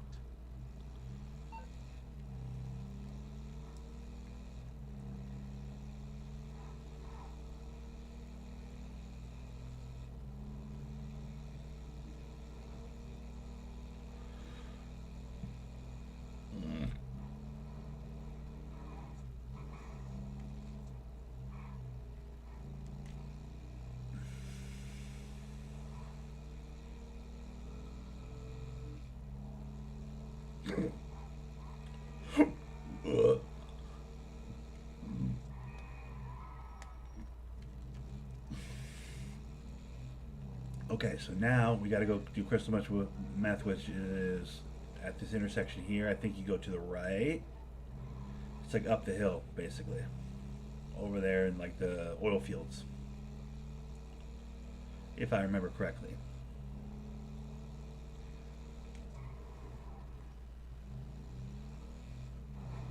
I didn't go up far enough, I don't think. Maybe this way? I think it's over here. I remember being at the end of the street of my MC, and my MC used to be right there. That was so convenient to have the motorcycle club right there, by the way. I don't know why I moved it. Why did I move it? I don't remember. There must have been a good reason for moving it. I just don't remember why I moved it.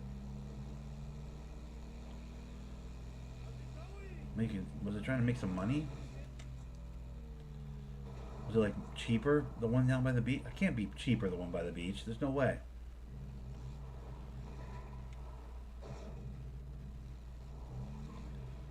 They want like more of a one floor vibe. Was it two floor motorcycle club vibe? Like killing my buzz or something?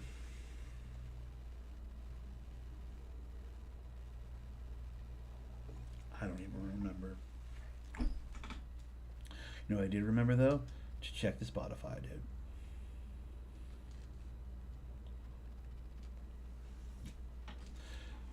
Having all these business running though is gonna bleed my money. I gotta start making some Skrilla, dude. I have product in this one, bro. No way.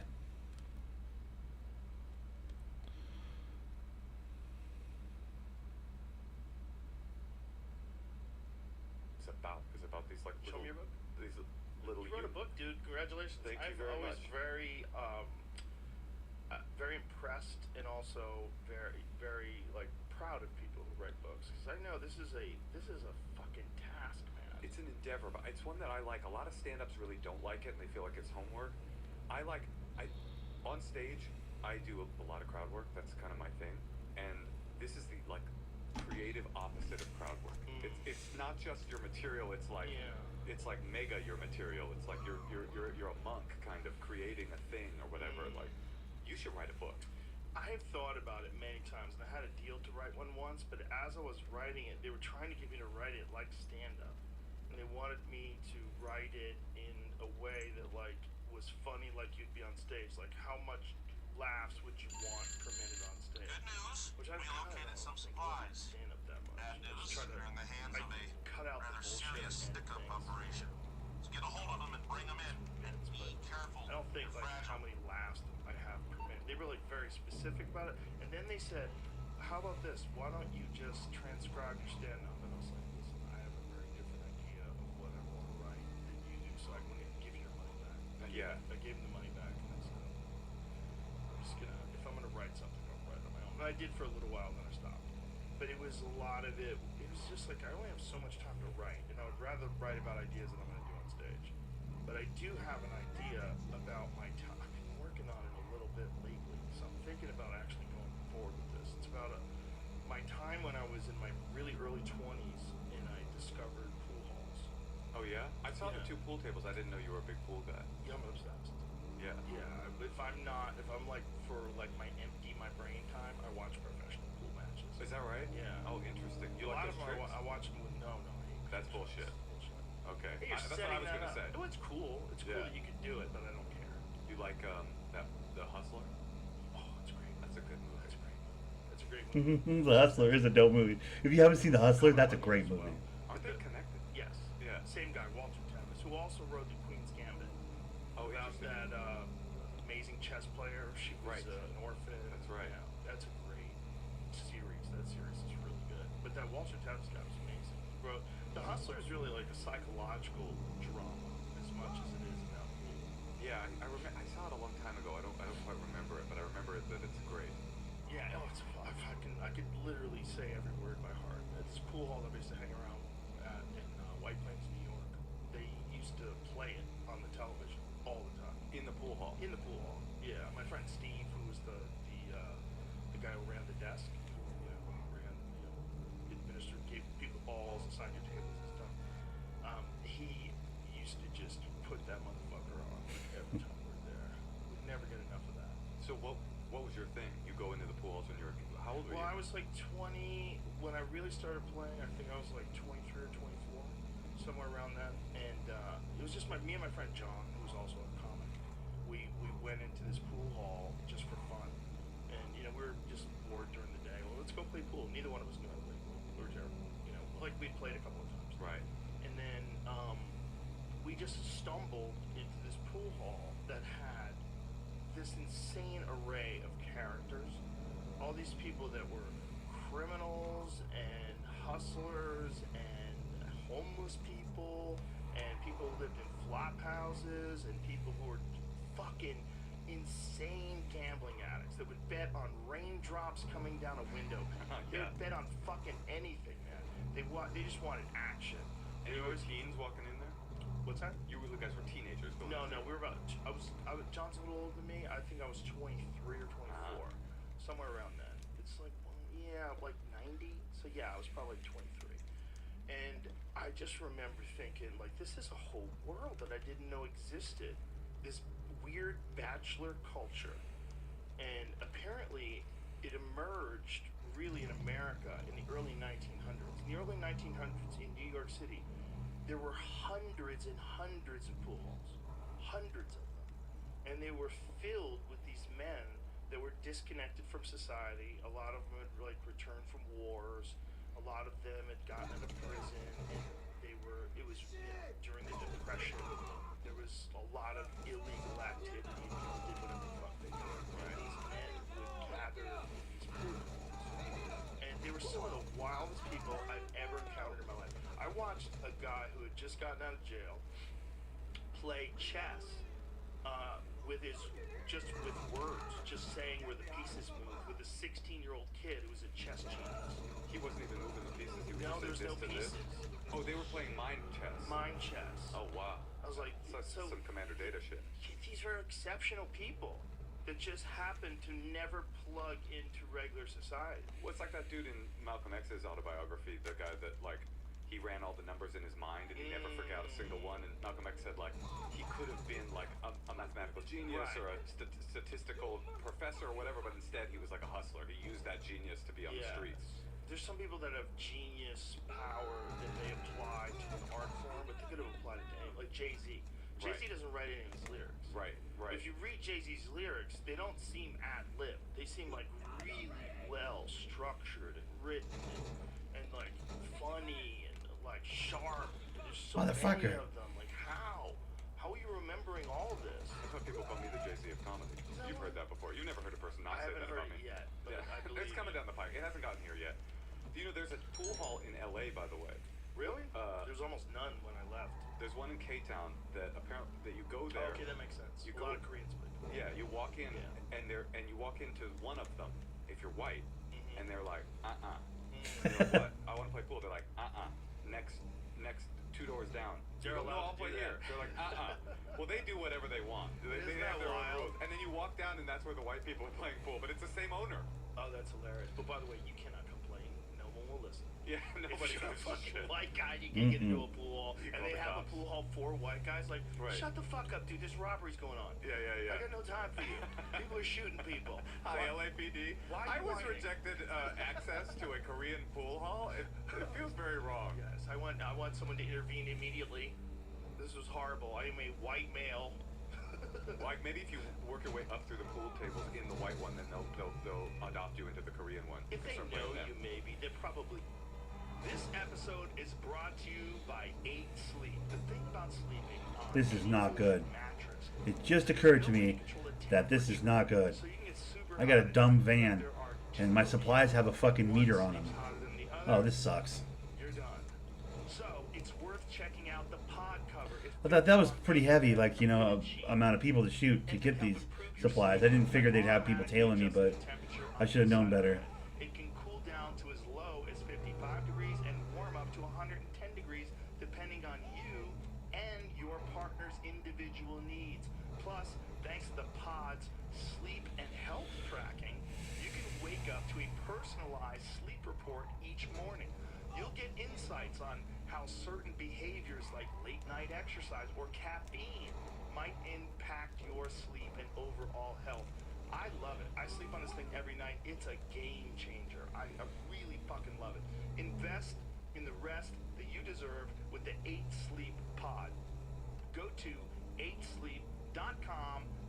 8sleep.com/Rogan and save $200 on the pod cover by 8 Sleep. 8 Sleep currently ships within the USA, Canada, the UK. Oh, for the fucking love of God. I got fresh ones? We got fresh ones? Australia. What are we This doing? episode is brought to you by Hexclad. Let's talk about your kitchen for a moment, specifically what pans you're using. Because if you're not using Hexclad, you're missing out big time. They are revolutionary, giving you the convenience and cleanup of non-stick, the versatility of your grandma's cast iron, and the durability to last a lifetime. They're very legit, and if you love cooking meat as much as I do, Hexclad is a must. It can rip a perfect sear on a juicy steak and clean cleanup is a breeze. I especially like that these pans are metal utensil safe and dishwasher safe. I'm taking the freeway. That's not even the best Screw part. this noise! This is a lifetime warranty. You can finally stop replacing your pans, and these are literally the last set you will ever need. Even the great Gordon Ramsay only trusts Hex-clad pots and pans in his home and all of his Michelin star restaurants. So upgrade that kitchen. Your partner, your family, and all of your dinner guests will thank you. For a limited time only, our listeners will get 10% off their order with our exclusive link. Just head to hexclad.com/Rogan. That's HEXCLAD.com/Rogan. Tap the banner to learn more. Probably gambling. That's probably what a lot of it is. I would have. Oh, right. The word pool comes from pooling money together.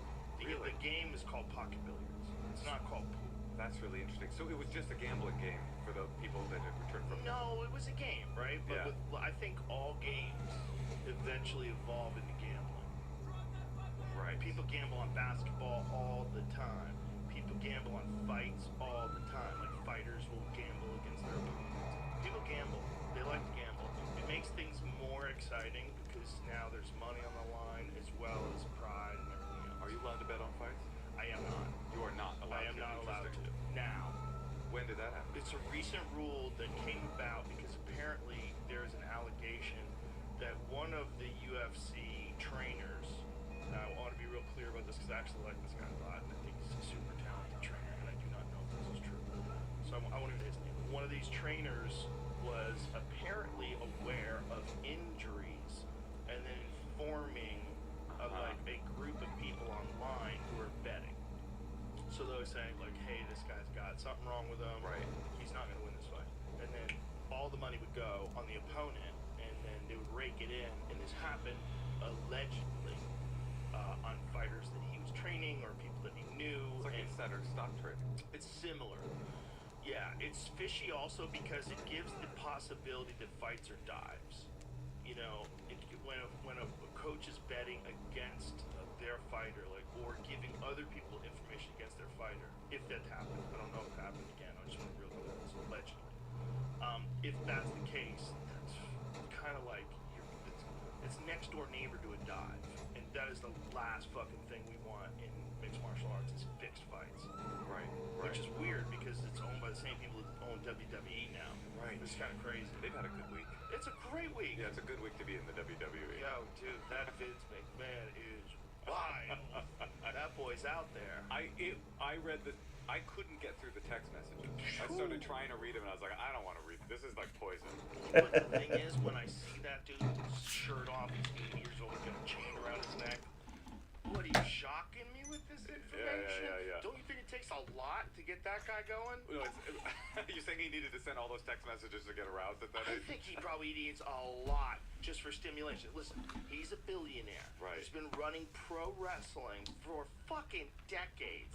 He's a world Yeah. famous CEO of this giant All that is true. multinational company, pro wrestling company. He's also in pro wrestling. Right. He gets out there and competes. He does it. Yeah, I guess Or, at a certain, performs, I should say. at a certain point, I guess if you're that through the looking glass of reality, like you become a heel in life. Life is heel, and everything is a match. Yeah, if you're going to be really successful at putting together pro wrestling, probably be pro wrestling all day long. You got to stick with it. Yeah, like stay in it all fucking day long. Don't go read Nietzsche at the end of the day.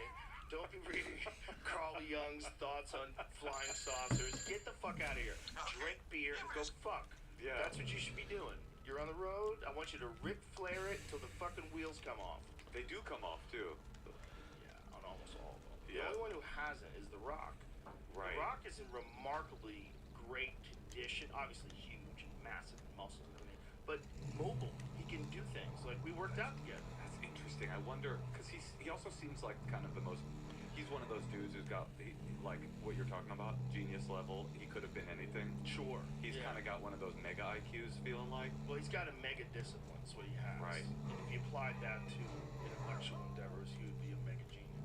It's like I think we want to think that they're not connected, but I think they are. And I think like a Michael Jordan or someone who gets that good at basketball could get that good at anything. It's just they don't apply themselves in that area because I think it's just exceptional people. Well, there's that weird idea, and apparently this is proven, that the difference between a world championship runner and the number 5 is like less than a second. Their speed, right? I mean, the difference between the Olympian and the guy that doesn't make the podium is it's just infinitesimally small. And then the reason that the person wins is because they believe. It's not even a physiological thing. It's like a confidence thing. And you see that. Unless you're running against Usain Bolt. Right. We'll take him out. We'll take him out. What you believe. Because then there's genetics. Genetics are real too. Well, genetics is probably, I would guess, is what gets you to the stage in the first place. It gets you on the track. It exists intellectually too. There's boundaries. I have limitations. I have like certain limitations intellectually. At a certain level, I just check out. Sure. I'm not gonna. But I am friends with some insanely brilliant people that scare the shit out of you.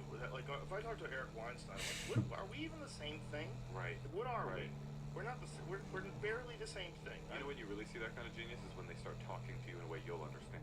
You go, oh, so you wrote that book that I can't even comprehend, but you're also conversationally able to Eric help doesn't me. even try. He doesn't. Even try with that. He leaves He you behind. does sometimes. I try to tell him like you got to help us out here, but it's just because that's how he thinks and that's how he communicates. It's like if you're gonna talk about comedy, just someone who doesn't do comedy, you probably just start talking like a comic. Like, Right. This is what we do. This is how we do it. I'm not gonna I can't hold your hand too long. You're 40 years old. Yeah. Just explain how I do it. Yeah. Either get it or you don't get it. But Well, I was on that pool thing though. Yeah. That universe, when you walked into that pool hall and saw like, bam, this is another universe. Yeah. To me, like that's the experience of my life over and over again. That is what the book is about. Is these momentary portals into another universe. Where somebody taps you on the shoulder and goes like, walk over here. It's like Luke Skywalker, right? Like he's this weak, powerless kid on Dantooine or whatever, and then all of a sudden Obi-Wan Kenobi's there. It goes, look, there's a whole other universe here. We showed up in your shoes because I think those are Luke Skywalker shoes. That's what I was gonna This say. is bullying, I couldn't Joe. remember. I love them. I couldn't remember the name of the planet though. When you said Tatooine. I No, was you think these that's are Dantooine shoes? Yeah, for sure. These are cool. Joe came in and almost liked them. I felt pretty good about that. They're unusual. I love that you wear them. They look great with white slacks. I love that you wear them. This is so close to a compliment. It's a compliment. You have a style. You have a certain style. They're the most comfortable Chain shoes. out too. Look at you. Chain rocking. out, yeah, Chain always out. chain out all day. If I'm coming to Joe Rogan, Chain I'm out. taking the chain out. Let's go. Let's freaking Let's go. fucking go. I say let's freaking go for the Yeah. kids. Yeah, let's friggin' go. Let's friggin' go, What's less offensive, friggin' or freaking? Like if you're around an old lady. I think freaking is more fun for an older lady Right, it's not offensive at all. because she's an old freak herself. Maybe. She might just be an old freak She herself. might be an old prude that hung in there. I've never understood the concept of censoring yourself for an older person. They've heard, Respect. they've heard the thing. Right, but the idea is They that shot every Nazis. that is true. But that every generation gets They shot more Nazis. desensitized to bad words. Oh yeah, that's fair. Which is 100% true. Yeah, I can see that. Like my kids say things that I would have never said in front of my parents. Oh, in front of you. Yeah. But you're you. So That you've created also- a persona where swearing is.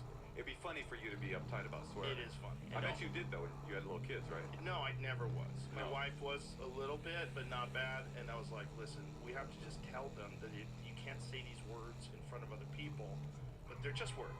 Right. But the only thing, words are a sound you make, so I know what you're thinking. Right. That's all it is. And to make words good or bad is fucking stupid. But there's a lot of things you're gonna learn that are stupid in the world. But here's the rule. But around the house, they'll use them for funny, and it's hilarious. It's like you raising comics because we all talk like comics. They'll talk shit, and it's fun. Totally. I had a conversation with my daughter the other day. I sat her down. I go, okay, honey, you're funny, and with great power comes great responsibility. I go, you're gonna have to figure out how to like where the line is because people who are funny take it from me, walk through the world offending people because they think they're being funny and they've gone like a step too far in personal interactions. I go, that's your job now. And it's also like when you're doing that, like people have to understand, like why would you have said that? Like I didn't know I was gonna say it while I was saying it. Completely. Like there's a thing that you're doing when you're creating, specifically when you're ad-libbing, where if you're on stage, you're ad-libbing. You are literally like you've got these missiles that are coming into silos, and you're like launch it. Yep. Launch it. Like, you're not even looking at the missile. It's like your mind says, maybe you can connect that to this, go. And sometimes it's just like, it's a dud. And sometimes you're up on stage and you go, that was the end. Yeah. I wish that missile, that missile destroyed I shot myself. Yeah, that destroyed the village and everybody in it. I've definitely had that experience. But yeah, there was that moment on my crowd work album, Crowd Surfing, where I heard myself when I was listening back to it. I was riffing one riff, and in that riff switched back and did the better riff. Like, that's a pretty, speaking of like the way the brain works, like Yeah. it's like that's a honed brain that comics have. Well, you've got that. You've done that exercise over and over and over and over again, so you get like super comfortable in that pocket of Well, crowd I'm work. gonna Like be Big J honest, Okerson I is don't amazing know where to at get that. One of the best, yeah. He's one of the best ever at that. He's just so. Andrew Schultz is as well. They're just so comfortable. There's a fucking hilarious one that Schultz just put out of he's talking to some guy in the audience who brought a date. The date turns out to be a trans woman, and it's just is hilarious, but fun, lighthearted, positive.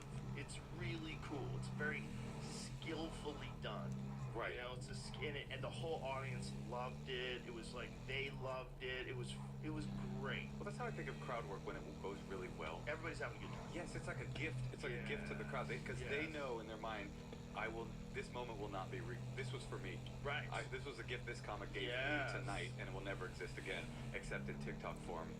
Hopefully, it'll go viral a million times. Forever.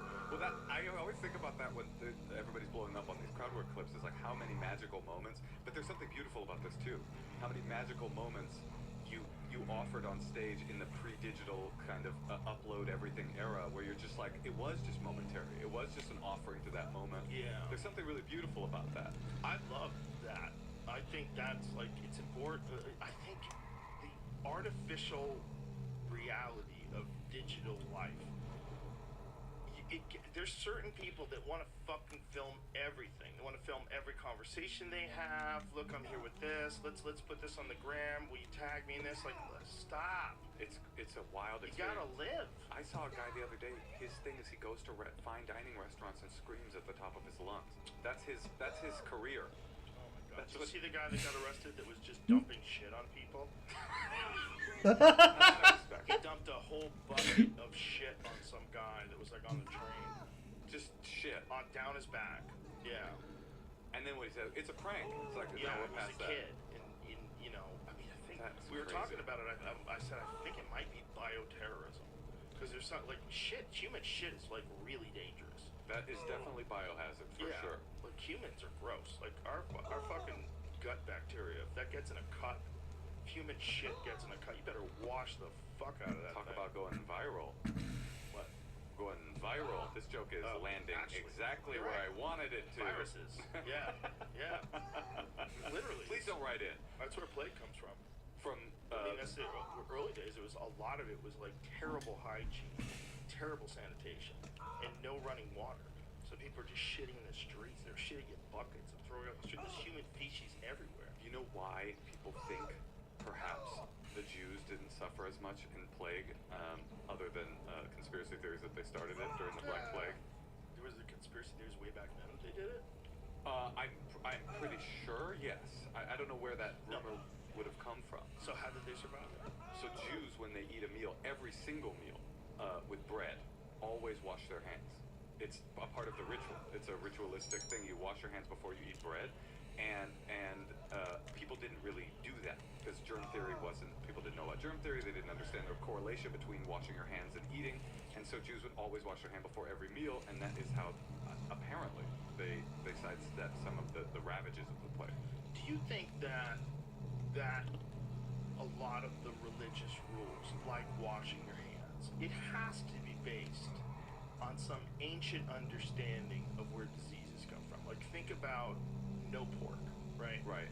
The trichinosis. thing. Trichinosis. Yeah. It's ubiquitous in porks. Right. Big porks. In them porks. In pigs and bears, in mountain lions, they all have it. Like, it's like a giant percentage of bears have it, a giant percentage of pigs have it, especially wild pigs. So that would prevent you from ever getting that. Let's just say no one eat pit. The simple way, don't cook it to 147 degrees. Right. I don't know what the fuck that means. I don't know when the right way to cook it. It kills people. Right. Let's stop eating that. And then shellfish, same deal. Red tide, all sorts of other bacteria that you. What can about get. mixing linens and wools or whatever? That's a weird one. But like the shellfish one, people die of oysters. I just read about someone dying from a raw oyster. It's super rare. I still eat them. Yeah. Which is a really stupid thing to do. You know, like, They'll why am kill I you. eating oysters? Thinking fucking every 1 out of 1,000,000 people gets whacked by an oyster. I did not know that. Yeah, somebody could die just recently. My and kid now eats I'm like live- rethinking my oyster consumption. My What kid am I eats doing? live sea urchin. Whoa. She's a more adventurous eater than I am. Yeah, I yeah. love it. I So love straight that. out of the carcass. Damn. Yeah, that is it's adventurous. moving a little bit. That's my favorite sushi. Man dies after contracting fibrovulnificus bacteria from fresh oysters in Texas. It's right here. Oh shit! You're going to? No, you're good. The consumption of raw oysters at a Texas restaurant led to the untimely death of a relatively healthy. Relatively is a weird word for a dude. You know, like Relatively is a weird word. Relatively healthy. What are you trying to say? That's a lot of editorial from the USA Yeah. Today. It was relatively healthy. I The wouldn't say. man, hold on, Jay. The man contracted a bacterial infection known as vulnificus. He's my favorite techno DJ. It sounds like a good one, like from like Germany or somewhere. That thrives in warm coastal waters. So it's like local bacteria. I think you're good though, Joe. If he died, and you I'm said it's one definitely every millionth oyster, he ate the oyster. It's probably more than 1 every million. Oh, look, the guy Oh. lost his toes. Oh, this is not good. I do not want fibrovulcanifuckin. Is it a flesh-eating bacteria? Those are weird. You hear about those in the news every now and again. Fresh flesh-eating. It is a fucking flesh-eating bacteria. God damn it. I heard You hear of- about those? I don't want one. No. I don't want one. I heard about a kid that ate a slug as a dare. Oh, yeah. You read Became that story? paralyzed in Australia. Super brutal. Oh, horrible. And then you start I warned my kid, I go, don't eat slugs, but it's like, she's going to do some other terrible thing that I can't think of. Right, you never can protect them fully, nor should you. That's the unfortunate thing. It's like you kind of have to experience a certain amount of like falling down. Right. It's part of the process. But I did tell her don't eat slugs. Don't eat slugs. The other day we were on the beach though, and my neighbor had a lobster trap out, and he took out his lobster trap and he was undoing it, and there was this undulating piece of seaweed. I go, I think there's something alive in there, and we shook it off, and it was a full giant octopus. Ooh. It was the coolest, and my kid reached in and grabbed the octopus just like it was her friend. She was like, Whoa. "Baby octopus, my friend," and They will bite the fuck out of you. that's what we found out. Every Oh, octopus is no. venomous. Well, she didn't get bit. Every octopus is venomous, and most of them can't kill you, but every one of them has a beak that will fuck you up. Yeah, they're all beak. But he was very cool. Do you know how they kill them when they catch them? No. They bite their heads. Who they? Fishermen. They physically bite them? Fishermen physically bite their head, like right where the brain stem is, and then they change color. That's how you Whoa. know they're dead. Yeah. They become pink? They come white. Whoa. Yeah, they just. When you see an octopus in the wild, have you ever seen how well they can camouflage themselves? Yeah, totally. Fucking insane. Yeah, it's crazy. Texture, everything. They can look exactly like whatever the fuck they're near, whether it's coral or rubble on the ground. They literally blend in. It's insane. It's amazing. But when you bite them, all that shit goes away. You like meat. Yes. Do you have any weird feelings about like an animal at a certain level of intelligence? Yes. Like octopus to me. I don't when want to eat a monkey. Right, well, a monkey's, that's very intense. Yeah, But- let's see, watch. Oh, shit. He's gonna bite the octopus. So this guy caught this octopus, and he's gonna bite it. See where he bites it? And then the thing immediately goes, he bites it like right where the eyeballs are, and then it immediately dies. This is the system by which you get octopus at a restaurant? Is just some guy I do not biting think the so. brainstem of an octopus? I do not know, but I think this is just individuals that are fish. Some dude just biting the octopus. They're just getting that octopus are delicious. They're smart But though, aren't they? Too smart. for Yeah. me. It bothers I me. feel like you're eating an alien. I feel like I might stop eating octopus. There's animals that are really pigs are really fun. Right, pigs are smart. They're really smart. You're right, that's where it starts to get weird It because gets then weird. So the are crows. crows will bring you gifts and they'll Crows warn you that the so cops are coming. There's this guy, he found this crow, it was in the water. Might have been a guy, might have been a woman, I'm not sure. But anyway, there was some TikTok video about it. And this person found this crow, picked it up with a paddle, it was in the water, like drowning, put it in the boat, and then took it home and nursed it back to health, and then the crow would just hang out with them. And Yeah, they're like they were loyal. petting the crow with a brush, and she put the brush back on the shelf, and the crow flew over the shelf, grabbed the brush, brought it back, and said, no, keep petting me. There's a, Really, it's really cool. There's like a whole mechanism on how to get the crow to like you too. Really? You start doing this certain. I think it's leaving it gifts, Mhm. and then it will go. Oh, this person gives gifts. Then it will start bringing you gifts, and then if you keep going, it will start attacking your enemies. Yes. Your neighbors will come over and be like, "What's up, Joe?" And then the crow will come down and attack. Yeah, this guy, Dan Flores, who's on the podcast before, had essentially trained a crow by leaving it food every day, and he would go on a walk with his dog, and the crow would hang out with him. Would it fly? It would fly next to him? Oh, or- yeah, fly that's right, cool. right next to him and hang out with him, plop down, and it would, go looking for him. I had Like, a- liked him. I had a, The big game is finally here. And when you want all of the gridiron action, place your bets with DraftKings Sportsbook at Tulalip. All right, let's see how we've done.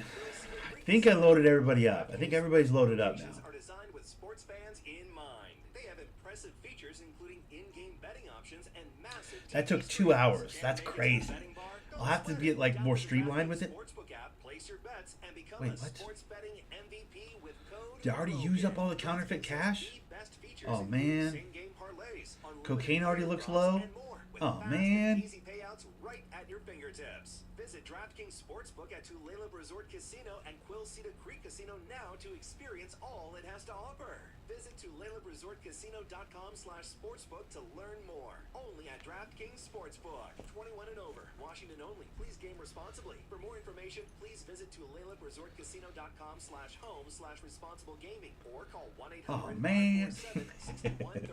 I'm gonna keep saying it. Oh, man. Just keep saying it. ZipRecruiter. It's New Year's resolution time, and a lot of people are going to start going to the gym or eating better, but some people are going to be looking for a new job. Well, if you're an employer and need to hire, here's your chance to do hiring I would better. like to have this one, bro. Just use ZipRecruiter. ZipRecruiter helps you find qualified candidates fast.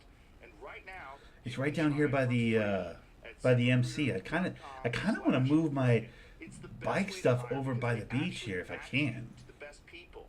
You don't have to just post your job and twiddle your thumbs to wait. Want more qualified candidates for 2024? Resolve to use ZipRecruiter. See for yourself why 4 out of 5 employers who post on ZipRecruiter get a quality candidate within the first day. Just go to this exclusive web address right now to try ZipRecruiter for free. Bro, enough with your commercials, bro. ZipRecruiter.com/Rogan. Again, that's ZipRecruiter. Kick rocks, Rogan, with your commercials, bro. I mean, listen, I want to get rich too, was a bud. falconer. Do you know about these guys? I'm sure you do. Yeah. Do you know how they catch them? It's crazy. No. Well, basically, they catch them. They catch them in the wild. They like leave some food out, and they catch them with a trap in the wild. But then they take them home. This blew my mind.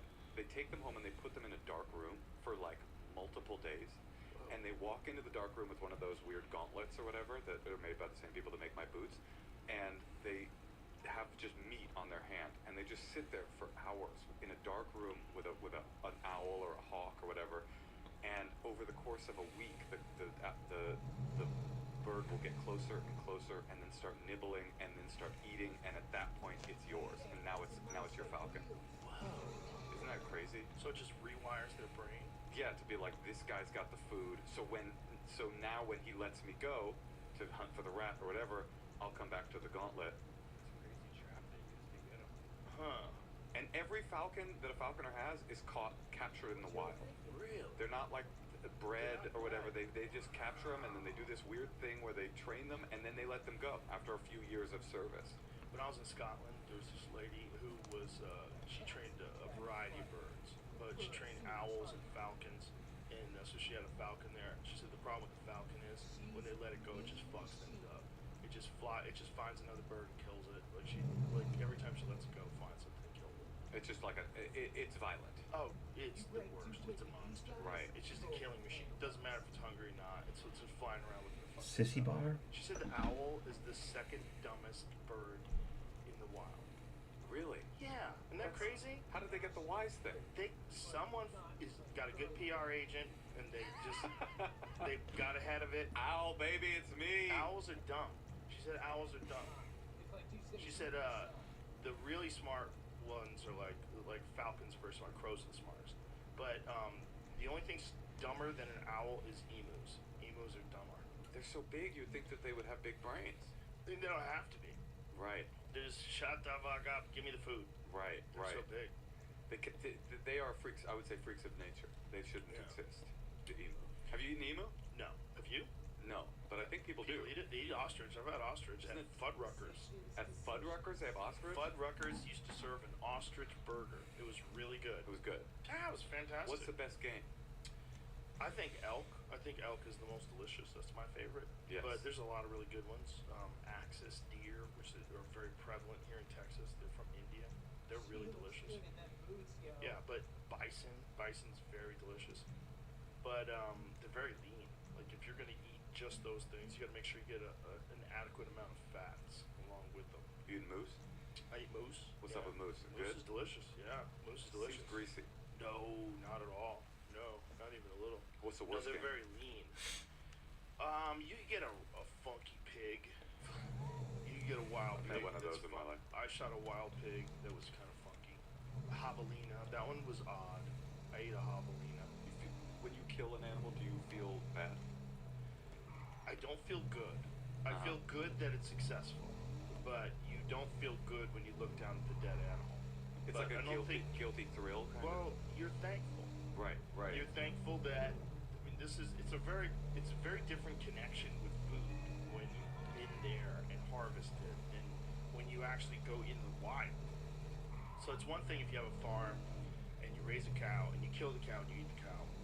You have a connection with that food. It's very different than me who just goes to a supermarket and buys a Right. steak. It's another level of that when you're going into the woods with a bow and arrow and you're climbing mountains and you're going 8-10 miles a day and It's like you swoop into their universe. 100%. It's like you walk through the portal into their universe and Yes. just blip them out of and it. I'm not the only one there. And that's when it gets scary. You mean I there's meet other mountain predators. lions, Right. Right. You know, you meet bears out there.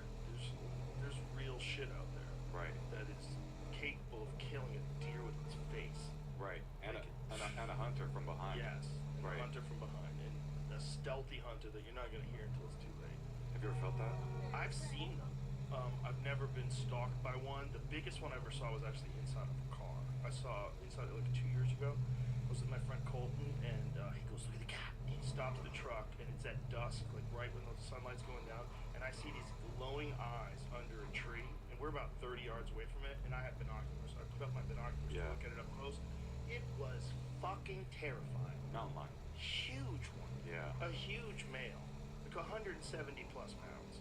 Just massive muscles. The muscles were so impressive. Like his forearms were huge. They're so scary because they don't attack you until you're not looking, too. So Mm. you'll never know. They'll just be on top of you. Yeah. You think you could fight one off? No. I'd be done. You would. You got muscles. You could, like, Nope. you scream and Dude, yell. I could barely fight off a house cat. A regular house cat would probably fuck me up if it's motivated. Dude, I got a German Shepherd. Those are great dogs. Well, They need a lot of work though. listen, I was like, I don't know if you've noticed the last few years, things have gotten a little bit weird. And I was like, okay, I'm on the road a lot. I know what I'll do. I'll get a German Shepherd and I'll protect my family. But then I entered into a negotiation with Natasha because she didn't want like a hardcore one.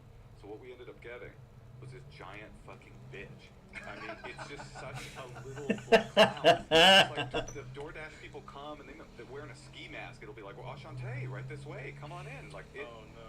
So I have all of the work of a Right. German Shepherd with none of the Is it a male or a advantage. female? It's a male. Is it fixed? Yes. There you go. That's my problem. Yeah.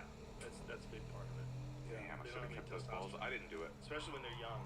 If you get them real young and they're fixed. I had a dog that was fixed when he was a baby somehow or another. Like we got him. I got him from someone else, and when I got him, it was like he's already fixed. He's so young. It was too young, and he was kind of fucked. It fucked his development up. He had no testosterone as he was growing, which is just not good for a male dog. There's a lot of arguments that it's irresponsible to let your dog have a bunch of puppies, and then so if you're letting your dog out, your dog is fucking other dogs, getting them pregnant, yeah, that's irresponsible. But my dog's not fixed. He doesn't go out. If he interacts with dogs, it's my friend's dogs. We play in the yard. I take him for walks. He doesn't get loose to go fuck a dog. It's not irresponsible. Does he ever get the fuck? He's never fucked. Oh, a different way. I'm afraid you would find out about it. You would never shut the fuck up. Like, Dad, where's the girl? Where's This the bitches? Literally. I Where don't the know if you bitches? know, this has been great. Do you know about this sex This stuff? is my favorite thing, and I didn't even know about it till now. And I'm 7. That's funny. That's a different kind of meanness, though. You let it keep the balls, but you keep it from ever having sex. Well, Does he- they can't not come, and if they're having sex, the girl can get pregnant. Right. It's right. not like humans where it's funsies. Right. You know, there's no funsies in the animal world. Yeah. That's why deer only have sex once a year. We need to. Is that true? Yeah. Well, they have multiple times in this one time period in the year, but it's called the rut. We should make a dog condom. It's not gonna work. No, we should put it on. If you love your dog and you want it to get laid, Well, you slip can it give on. your dog birth control, I guess. Really? Yeah, but that would probably fuck the female dog up. It fucks women up. Right. Birth control's terrible for women. They've been telling women to take birth control forever. Birth control does all sorts of wacky things to the way you perceive people. I have a friend and his daughter died. She had a stroke because she had a blood clot that is apparently one of the side effects of smoking cigarettes and taking birth control. It's possible to have that happen. And she died that way. She was like 17 years old. It's like, it's a tricky medication. I mean, Right. it's great that women got their liberation sexually, and that every time you had sex, it wasn't like you're gonna have a baby that you could choose when Right. to do it, when not to do it. But Does that affect your perception of, too, having a kid at 16? 100%. Yeah. Yeah. Listen, there's arguments for both sides of it, and they put some girls on birth control for their acne to control acne. I heard about that. Yeah. So it's like, it's not saying that birth control is entirely bad, but if you're a woman and you have to take this thing in order to not get pregnant, and the guy doesn't have to do shit. You know, like if a guy had to take, if a birth control pill was invented for a guy, and I think they did come up with one, but it radically lowers your testosterone. It'll be like my dog. Yeah. It'll just be like a really sweet little bitch. Yeah, it welcoming probably prowler. kills your sperm cells. It's probably the only way it would work. Yeah. So the way to kill your sperm cells would be either to ramp up your endogenous testosterone to where your body doesn't produce testosterone anymore, so you don't produce sperm cells, or you could kill it, kill the sperm cells, kill the testosterone, and kill everything. They turn you into just a feeble version of yourself. Well, that's why Tired all the time. That's what I came on this podcast to talk about, is mandated vasectomies for teenagers and teenage boys, and I think this will go over really well. Yeah, as long as you can reverse it. Are we the ones that can be reversed, or Yeah, we can be We're reversed. good. Women's Yes. not Women good. cannot. Obviously, yeah. women get their uteruses. right? With a dude, they can reverse it, but it's not 100%. Right. Right. You know, you might have to do it a couple of times to make it stick. People are getting into that now. Mhm. Vasectomies are having a moment right now. Ari going. Is that right? Yep. Okay. I mean, good for him. I get that. If you're Yeah. gonna be single and you don't want kids, like why I think not? Stanhope did it too. Yeah. That's like a psychic permanent condom, Mhm. and Yeah. with no condoms. Yeah, and then you don't, if you're, you have a wife, she doesn't worry about birth control. Yeah. Yeah. I would not. That would terrify me. Yeah, it's a tricky operation. It's a difficult operation. Operating in other regions. It does sound like a They gotta put terrifying you under. proposition. Put you under and operate on your balls. And then you wake up and they've castrated you and they go, They wake things up- went a little bit wrong. Yeah, it went sideways. Unfortunately, you don't have balls. The doctor went on a psychotic break and just started chopping. Well, you know about that story of the guy who amputated the wrong limb? Because apparently they write in Sharpie on your limb, like this God one, damn it. this one off, and then he did the wrong one. Christ. It's funny, you remember that it's just a person there. I know a guy whose wife had the wrong kidney. Oh, that's crazy. Yeah. That's death. That's a death sentence. Yeah, I don't. It's just like, what the fuck did you just do? And the doctor did not want him involved. It's so the whole story's so crazy. Was the kidney that doctor was didn't want remained? to apologize? Oh, that's crazy. Yeah, kidney remains fucked. It was a bad kidney. Yeah, that was of what they course. were supposed to take out. They took out the good one. Would you ever donate a kidney? Yeah. Yeah, I would just save someone's life. Yeah. Yeah, that sounds really intense. I would be. Apparently, you can survive on one kidney. The liver is the craziest one. We were just talking about that the other day. If you donate half your liver to me, if you and I have the same blood type, within 6 to 8 weeks, your liver will have returned to full size, and my liver that you donated, that you gave me, will be full size as well. It feels like they should they could cure liver cancer by just doing elective half a liver in a lab growth, and then we just Well, they're going to eventually be able to do that, I would imagine. They're already looking into some sort of reconstruction of organs, like to be able to create. All right. What do you do at the nightclub? So your body doesn't reject it. There's like missions, right? There's like stuff to do at the nightclub. Other people's tissue. I've never done it because I was. Hey boss, it's Johan from your nightclub basement. I'm the tech guy. It's totally cool if you don't remember there's a me. I know documentary you're about that guy busy. that was putting artificial tracheas in Sorry, people? I'm rambling. Oh, this is good. Okay, Or bad. it's just It's with all this horrifying. It was this like craziness with the genius gas doctor that was putting these prices, he had chains. this I've been looking into some this new like options we breakthrough have that for you could just keeping our replace a stock trachea levels high. with a plastic High risk, tracheal high tube reward. and It's like bathe your it in MO, stem right? cells, and it would eventually like I don't Anyway, know if what you're like down, just meld give me a into your call. I'll body's set you up, okay? DNA Bye. tissue and just become a part of your Sorry to body. bother you. But he was making it up. Bye. It Oh, did God. not ever. It did not work one time. Oh no. But he was just like flying around the world, this like medical like master. They're going this genius, the genius of our time, winning like Nobel prizes and stuff, and just people were dying left and right because they were just putting a fucking tube into people's throat instead of a trachea. Oh my god. Oh my god. How many did he do before they got him? It was like a half a dozen or something like that. Yeah, it was really So gnarly. he's just an insane person. In this weird way. I mean, it's kind of what we were talking about earlier. He was a genius, but he was like he'd become a mad genius where he was. Just blew a fuse. He blew a fuse, yeah, and he thought, I have an idea. There's no way my idea won't work if Oh my God. I just do it enough times. Oh yeah, my God. Macaroni. And simultaneously, he was. Damn, I just lost another 20,000. when the woman- Come on, man. Like he was pretending to be married to a journalist in America, and then he was already married in Italy. So he was like kind of had two different madman thing going on at once. He's a wild dude. Yeah. Swedish appeal court convicted Macaroni on Wednesday and sentenced him to 2.5 years in prison. That's it? That's pretty crazy. Yeah. Sweden.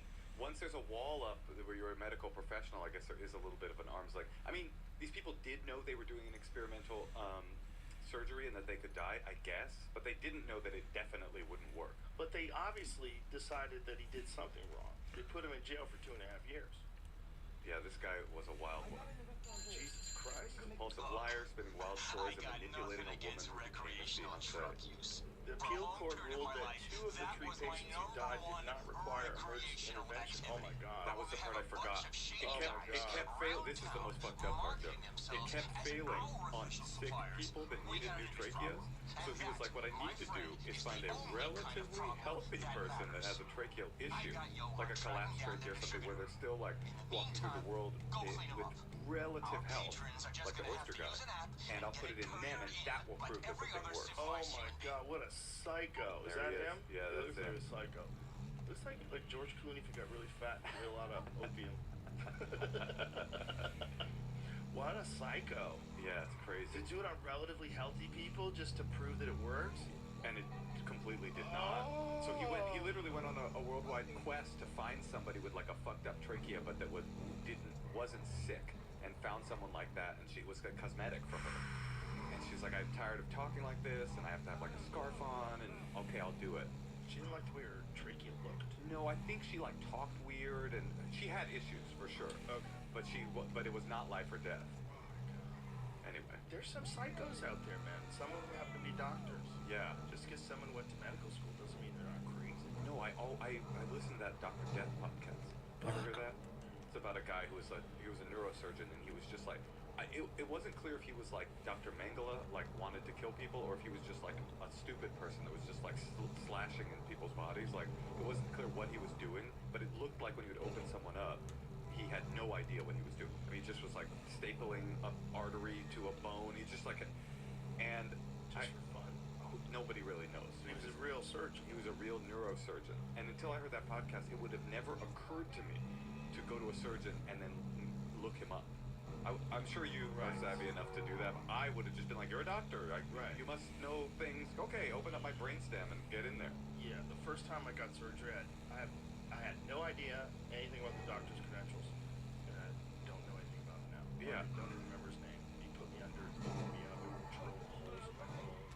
Yeah. Now I heard that I would always Google. I would go deeper. Yeah, man, you can't be fucking entirely sure that someone's not out of their body. Well, there's certain professions like that where you assume their degree is the thing that makes them competent, but you forget that it's just a person. Here's the guy. It says, of the 37 patients Dunched, how do you say it? Dunched? Oh, Dunch. Yeah, David Dunch. Dunched operated on in Dallas over about 2 years. 33 were hurt or harmed in the process. 33 out of 37. That is a bad 4 record. people skated clean. Some people woke up paralyzed. Others emerged from anesthesia to permanent pain and nerve damage. 2 patients died, one from significant blood loss after the operation, and the other from a stroke caused by a cut vertebral artery. Wow. Yeah, he was just slashing. He was in there just like mashing it up, kind of like preschool Look style. at this one. One patient, a childhood friend, Smashing it. went in Preschool for a spinal operation with someone he trusted and woke up a quadriplegic after the doctor damaged his vertebral artery. Whew. That was his like that childhood best friend. Oh my God. Turned into a quadriplegic. Jesus Christ. Yeah, there's psychos out there, man. Is that him? That's the guy that plays him in the TV show. Yeah. Let's get a real photo of this There was boy up another here. Dr. Death. There was a guy who created execution machines. There was a documentary about it. It's a crazy documentary. Because at the end, he kind of gets hoodwinked into becoming a Holocaust denier. Oh, I know about this guy. Yeah. I keep Yeah. tabs on all of them. Yeah, he was, I think he's gone. But I think at the end of his life, like he was somehow or another brought to Auschwitz or one of the other concentration I remember camps. this guy. Yes. And he said that this could not have been It's possible that Zyklon Yeah. B could have. Yeah, I saw this documentary. Yeah. Oh, it was Errol Morris film. Yeah, I remember this guy.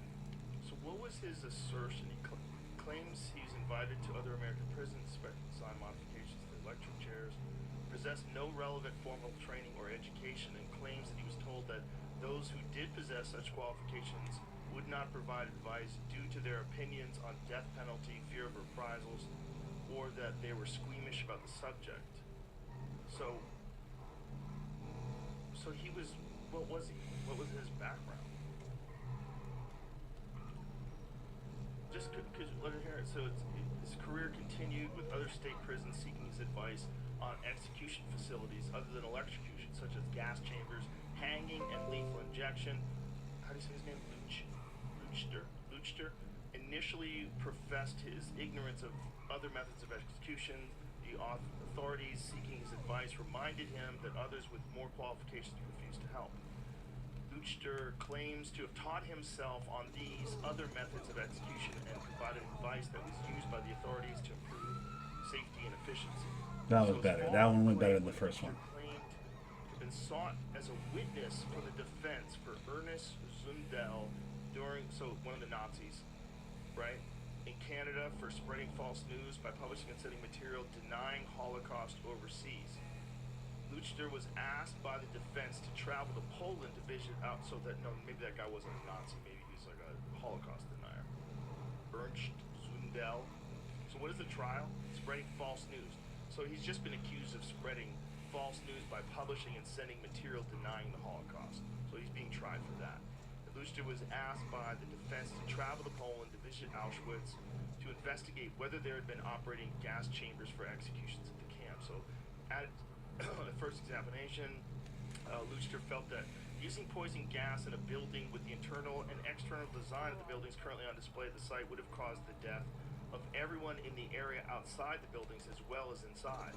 The film shows videotape footage taken in Poland of Luchter taking samples of bricks in the buildings to take back to the United States forensic science labs to determine whether there was evidence of poison gas in the material. The samples were not identified as to where they came from.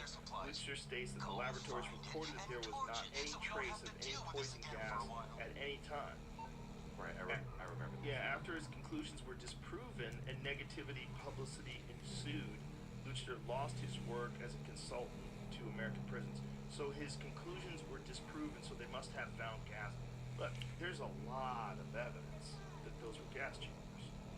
Like that's a crazy thing. I think I remember that this documentary, because he starts saying these things, it's very similar to like social media clout. He starts saying these things and everybody starts to in the Holocaust denial community starts like bigging him up and going like, this is our guy, and he gets more ideological as a result of it. Yeah, and this is he didn't know what the fuck he was talking about. This is this is one of the answers. It says it's all a question of concentration. Once the gas is released into the atmosphere, its concentration decreases and it's no longer dangerous. Also, HCN dissipates quickly. The execution gas chambers in U.S. prisons were also ventilated directly into the atmosphere, so it just dissipates. Furthermore, the argument would hold for the extermination chambers. It would hold for the delousing chambers as well, and one would have to conclude that no delousing chambers existed either. So it's just he doesn't understand how it dissipates. So there's probably no trace because there's no trace left.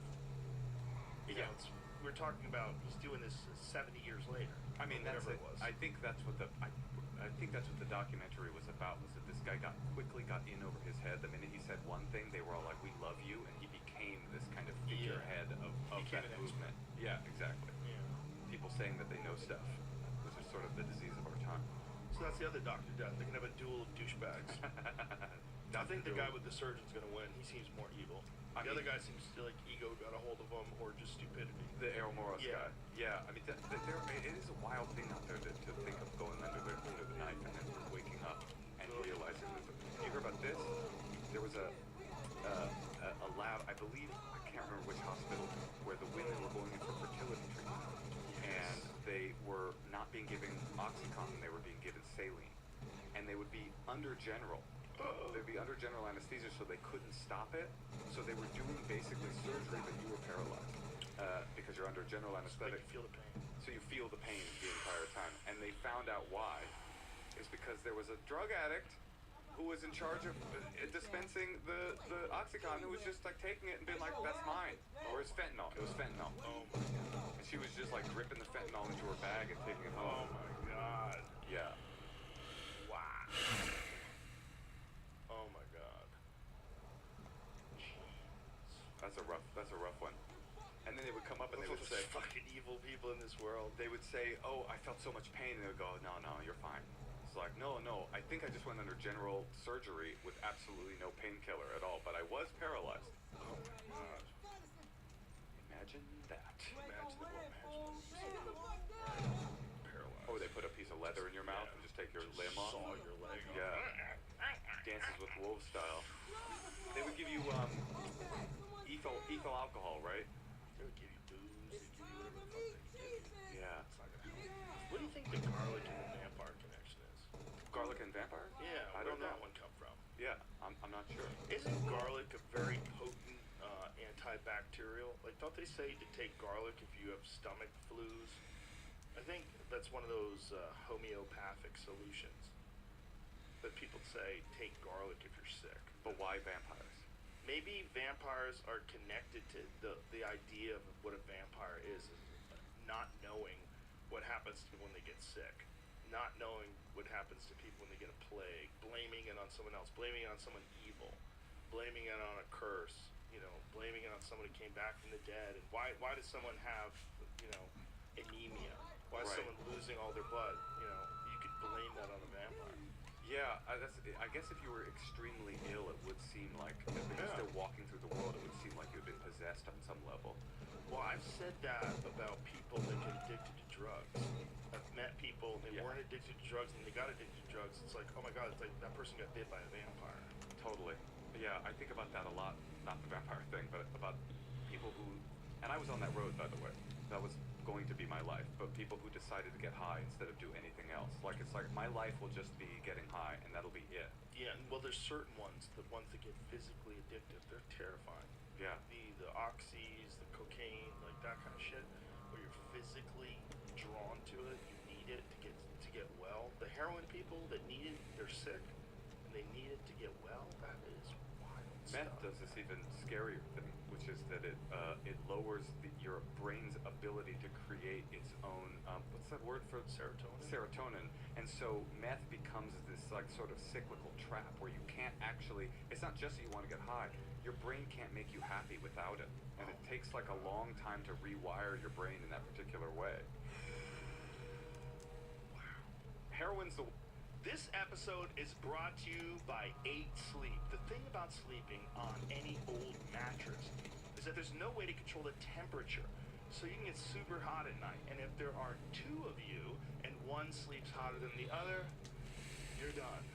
So it's worth checking out. I don't know how to detonate the explosives. On any bed like a fitted sheet, and could help How do you improve detonate your the sleep explosives? by automatically adjusting the temperature on each side of the bed. It can cool down to as low as 55 degrees and warm up to 110 degrees depending on you and your partner's individual needs.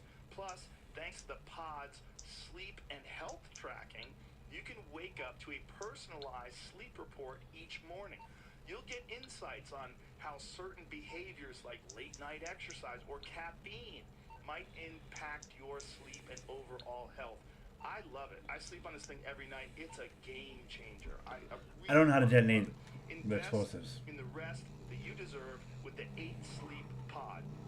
Go to 8sleep.com/Rogan and save $200 on the pod cover by 8 Sleep. 8 Sleep currently ships within the USA, Canada, the UK, select countries in the EU, and Australia. This episode is brought to you by Squarespace. You probably already know that Squarespace is the all-in-one platform for creating a website, but they do so much more than that. For example, you can drive sales and engage your audience with Squarespace email campaigns. They make it easy to collect email subscribers and repeat business through regular email updates. You can sell anything you want with Squarespace, whether it's physical goods, digital products, or services. They have all the tools you need to set up an online store. You can even sell in person by connecting a Square Reader to the Squarespace app and keep your orders inventory. I don't and think they're gonna customer let me data finish in this sync mission. with your website. Try it for yourself. I missed something in Just head the to detonating the bomb part squarespace.com/Joe. or whatever. And when you're ready to launch, use the offer code Joe to save 10% off your first purchase of a website or domain. This episode is brought to you by LifeLock. Your tax refund belongs to you, not an identity theft. Over $6 billion in tax refunds were flagged by the IRS for possible Unable whilst on a mission. So I just gotta hang out for 5 minutes, bro? If you're in a bind You this kidding tax me? season, LifeLock can help. LifeLock monitors and alerts you to identity threats you may miss on your own, even if you're careful. Tap the banner to learn more. Heroin's the one that everybody overdoses from.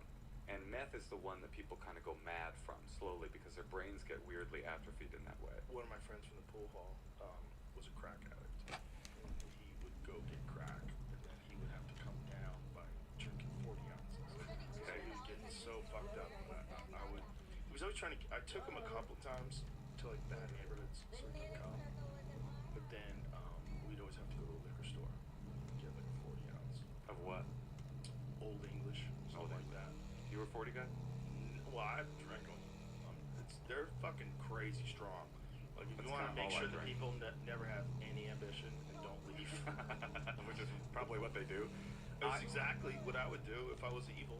I used to, the way I would choose what alcohol I would drink is like if a gangster rapper rapped about it, I would drink it. So Right. gin and juice, Old English. Old English, St. Ides, that was my St. drink of Ides. choice. St. Ides, white, Mickey's was for white boys. I didn't mess with that. St. Ides for the real brothers in the room. And Carlo Rossi, because E40 had a song called Top of the Line Wine, Carlos Rossi. And then Mad Dog 2020 and Cisco. Those were the things that I Mad drank. Dog 2020 is always a popular. Sure. Yeah. For the youth of tomorrow. Yeah, they're fucking strong, man. And Johnny used to drink them. He used to down them. His eyes was all wild. He sweating. You know? But he was also a genius. He was a guy that could do complex math in his head. Well, there are. You could say to him, you know, like just throw a bunch of numbers. 400. You could have a calculator. 400 divided by 6 minus 10 plus 500. You know, minus. You could keep going. Yeah. And he'd go 4, 6, 2. It's crazy. It was weird. And he played goes piano. smoke crack after that. Yep. That's wild. Genius pool player too. Like one of the best pool players I've ever seen in my life. Like professional level pool player. I feel like I spent my youth with people like that. Like, I got sober at 15. Wow. You know that? I've been sober since I was 15. Wow. I went to rehab for the first time when I was 13. Holy shit. And then finally got sober at 15. In a young people's meeting, asking for help, and everybody in the room was 5 to 10 years older than me. In a young people's meeting, and that was like that was the beginning of my kind of life. Holy shit. Were you a latchkey kid? Oh yeah, definitely. Yeah, so you just got let out and you were just out on the streets listening to rap. I was a latchkey kid, and my mother, Oakland Public Schools. My mom was deaf. My dad was deaf too, and he was like a sort of born again Hasidic Jew. Like when my parents split, my dad got like super religious. We come from crazy. I am currently like, waiting to hardcore fail a people. mission. It's not like what you. It's like I'm driving in circles waiting to fail a mission because I don't know how to Netflix. detonate the bomb. It's about a really hardcore sect. That's the sect that my Is it a family. documentary series? It's a show. Oh, it's a show. scripted show about the sect of Hasidic Judaism called the Satmars, and that's the world that my family was from. My stepmother was Satmar, and my family came from a town called New Square. Can't do New York. anything We till came this from mission New fails. Square is really interesting. It's like a village up above Muncie, which is already an unbelievably ultra-Orthodox place. But Muncie is nothing compared to Square. Square is like the height that women don't drive in New Square, New York. Whoa. This is New York City. I got cousins that have Eastern European accents, and they are third-generation American. Which borough was this? Well, my family lived. Muncie's in upstate New York, and my family lived in Brooklyn in Seagate. Do you know where Seagate is? It's like Yeah. past Coney Island, at the tip of Brooklyn. Right. And that was a Satmar neighborhood, and kids in that neighborhood, we used to play dodgeball games. I don't know how to where detonate would it. be The ultra-Orthodox kids versus I the probably should actually just spend religious the kids. whole Like, that's 8 how minutes I've been intense things waiting, were. Like, an trying to figure out how to ultra-Orthodox, detonate you looked it, at and but- went, wow, that's a real Jew right there. We were It was basically in the here, Gentiles of and the then it was like community. supposed to Holy make it shit, was explode. crazy. I don't And know I how. would be 9 I months a must year have. in Oakland, Should I have done that before I left the room? Listen to Too Short, fly back to my dad's house, get driven to the Orthodox barber shop. They'd put a yarmulke on me, slacks, and I would go cosplay as an extra from Fiddler on the Roof for 6 weeks a year. Wow. So that was the but before rehab, and that's sort of. I think that's the reason I fell into the rehab so heavily, into the drugs so heavily, is because everything about me made me feel like I am. I don't fit. I don't fit. I'm a hearing person in a deaf world. I'm essentially a Gentile in a Jewish world. You know, It's so crazy that you were considered a Gentile. I mean, they didn't really consider me, But you were not as religious as them. effectively, might There's as well something have wrong been. with you. Dude, there was a local rabbi when I was getting close to my bar mitzvah, and he goes, Whatever, he failed it. was All right, very moving nice, on. And he noticed that I didn't know Hebrew. These kids spoke, and I'm not kidding, these kids spoke Yiddish as a first language. That's why they had the Eastern European accent, right? So my uncle, he was first generation American, so he sounds like an American because the first generation Americans say go fit in, right? The But fuck? by the time he had kids, they're like feeling their comfort in the United States, and they go, don't go fit in, go to a seminary where we learn Yiddish. So my cousins sound like the extras from Dr. Zhivago, and my uncle sounds like a New Yorker. Like, it's that weird. So they speak Yiddish as a first language. I would bring an English prayer book to school, and people would be like staring like it was a scarlet letter, like there's something wrong with me because I had an English book. Because you couldn't speak it in Hebrew. Because I didn't know Hebrew. So it's getting towards my bar mitzvah, right? It's my 12th year or 11th year, and I don't know the alphabet. And this rabbi sees that I'm struggling. And my dad was deaf, and so he had this kind of like bizarre relationship with the community where he was like one part accepted, one part almost mascot in a way that was a little insulting, but he was loved, whatever. The rabbi said, I'm about give to him to die. me, and I'll teach him Hebrew. I didn't Right? realize that This we is had a like fucking 90s, helicopter. late 80s, early 90s, you could at that time ask for some alone time with a child and they'd be handed over, no questions asked, right? So I go to his house and he starts teaching me the Hebrew, the alphabet, basic, elemental. I mean, like, this is like a Talmudic scholar teaching me the ABCs, right?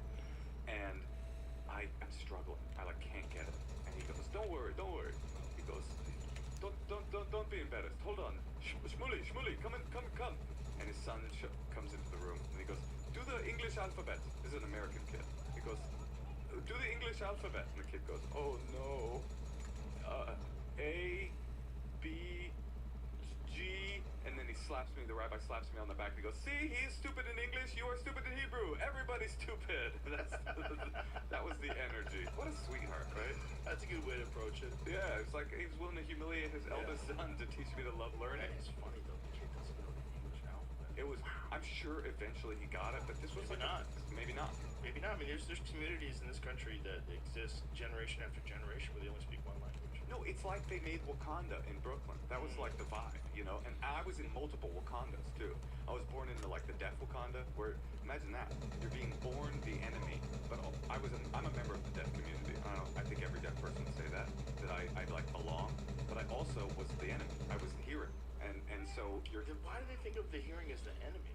Well, that is a complicated question, and it's because there has been a lot of enforced oppression on the deaf community from the outside. The story of sign language is really fascinating. 300 years ago, there was no sign language. There was only the kind of sign. If you were born, 90% of deaf people are born into a hearing family, right? That's just the way genetics works. Like most of the time, you don't have deaf family members. And if you were born 350 years ago into one of those families, you just didn't have language. You weren't given the gift of language, which is the thing. I mean, think about how much language plays into your own life, Joe. Like speaking and everything you know, every thought process you have is mashed through the filter of language. And in that situation, you'd be born into a family and you had zero language. You would have like a gesturing system that you created with your dad to be able to say like pass the potatoes, and that was it. So you say I feel, you couldn't say what you wanted to do. You couldn't even think about how you. I mean, you could think. I don't know. I mean, I've never experienced that. But language is the thing that unlocks reason. It's the thing that unlocks culture, and people were stymied from that. But if you were born lucky enough to have genetic deafness in your family, so that you and your sibling were both deaf, then the two of you sitting together could create language, a language of two, right? You would back and forth between two siblings create a family sign system that would enable the both of you learning from one another to create a language and enable you to reason and think and talk about how you feel, even if it was just with one person. Communicate with the outside world. But at least you could communicate with yourself and with one other person. I mean, the difference between an isolated deaf person and a pair of siblings is the world. It's freedom. It's everything.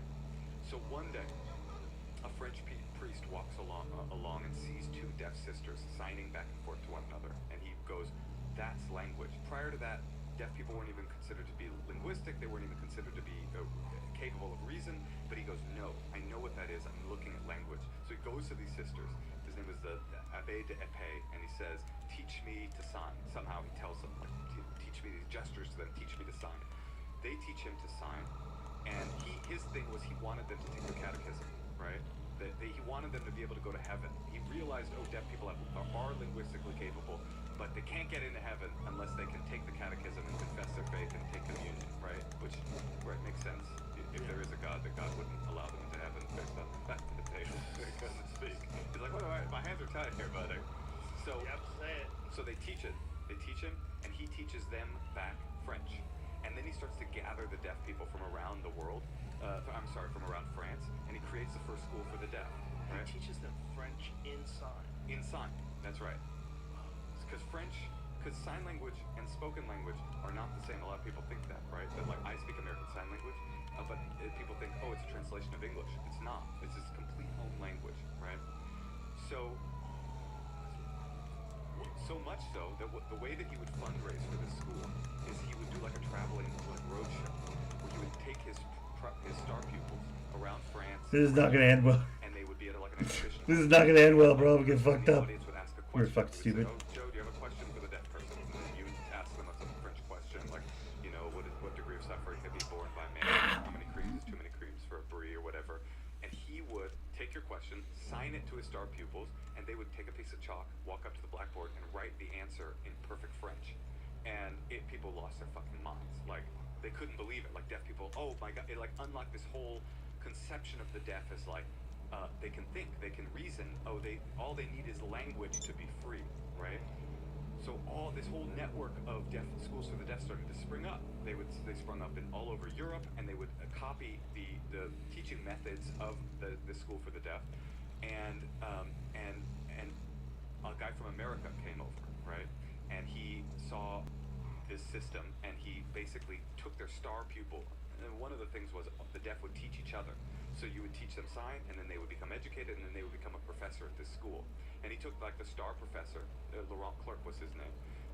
Thomas Gallaudet was the name of the American. He came over, and he saw Laurent Clerc and said, "Move to America with me, and let's go replicate this in America." So So Thomas Gallaudet says yes. They get on a boat. They sail to America. By the time they landed, Thomas Gallaudet knew rudimentary sign, and Laurent Clerc, who was like a fucking genius, knew basically had been taught English.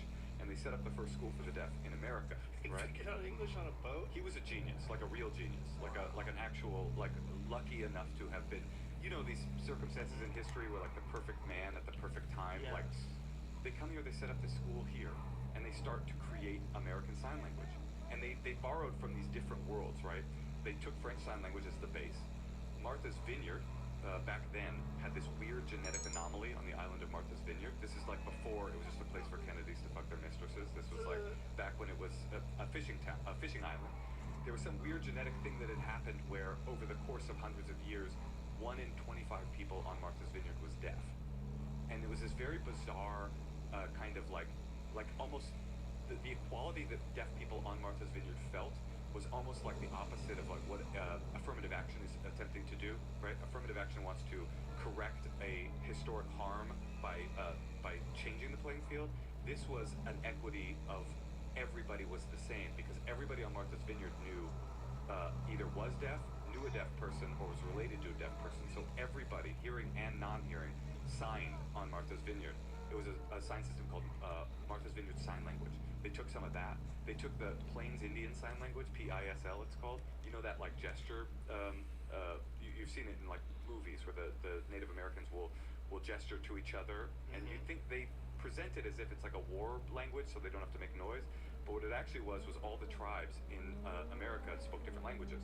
So they created this kind of Esperanto of the tribes so that they could trade, they could do trade, and that was called Plains Indian Sign Language.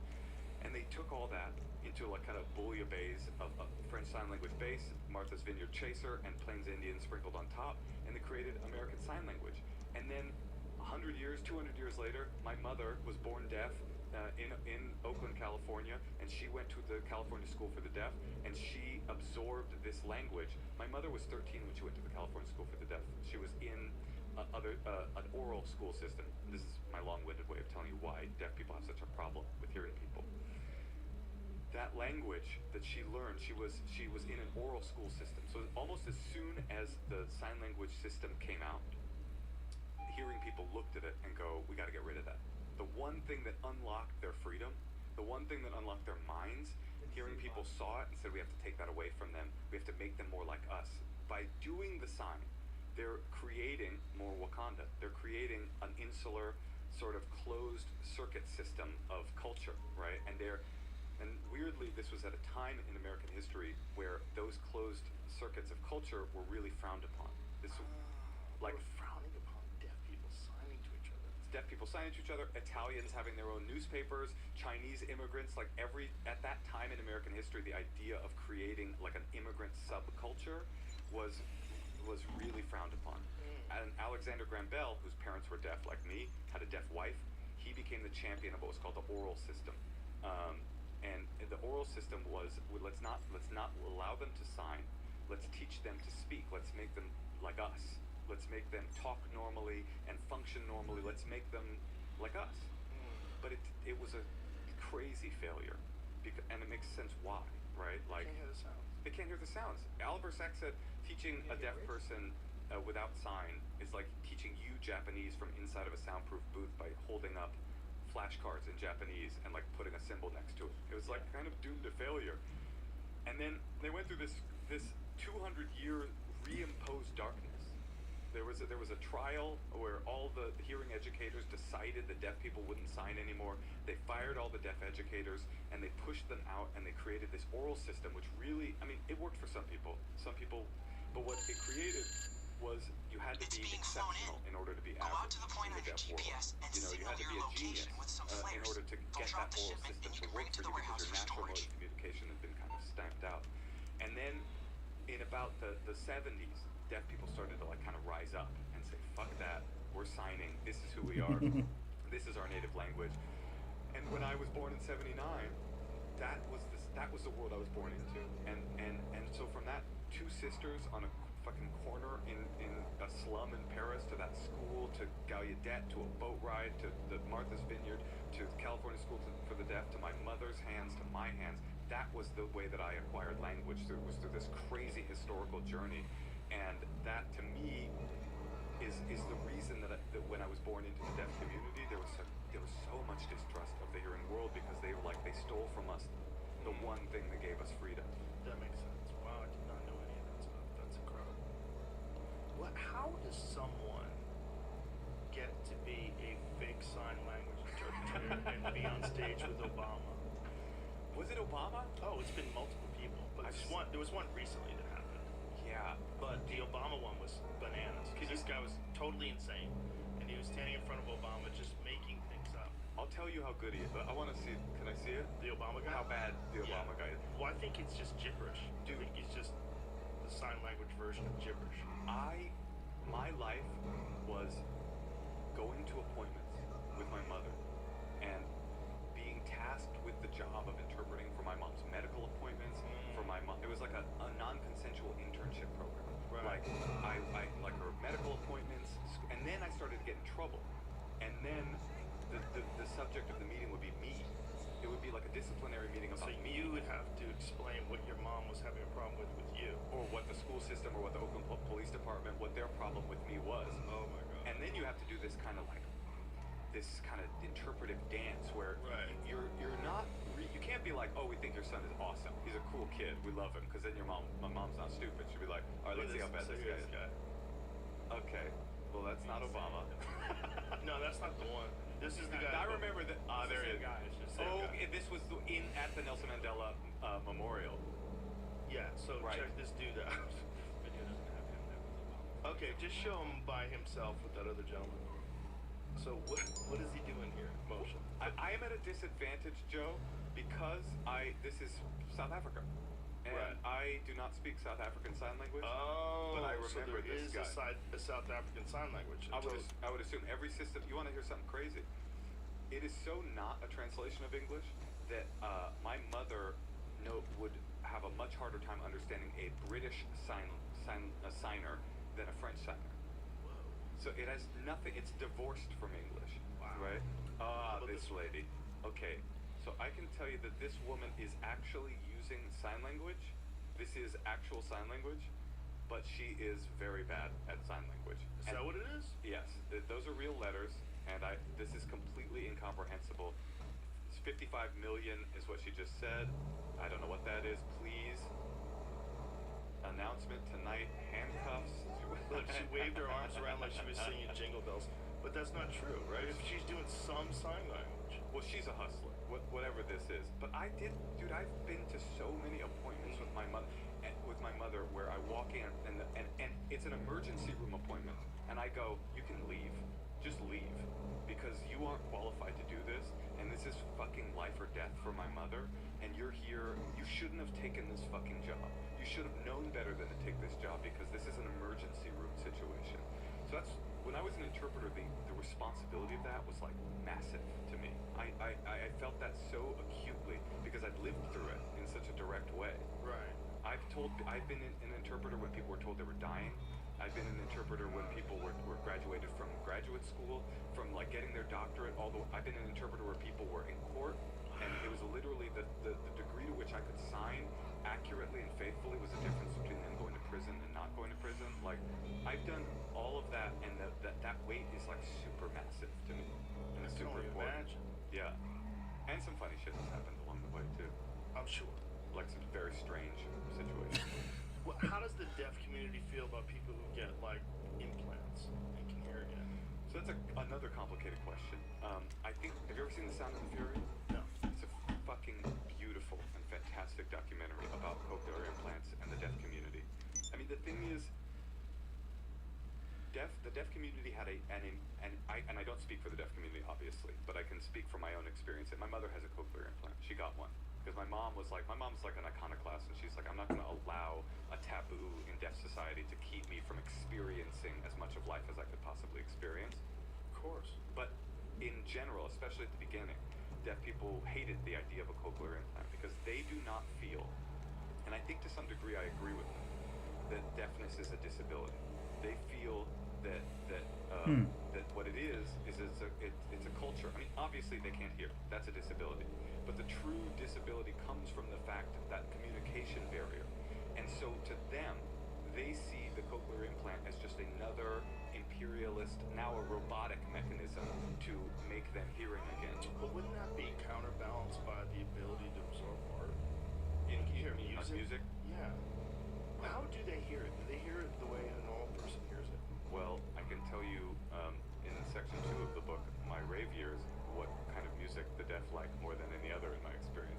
It's Raves. definitely slam and techno, because it's a really simple form to be able to experience and feel.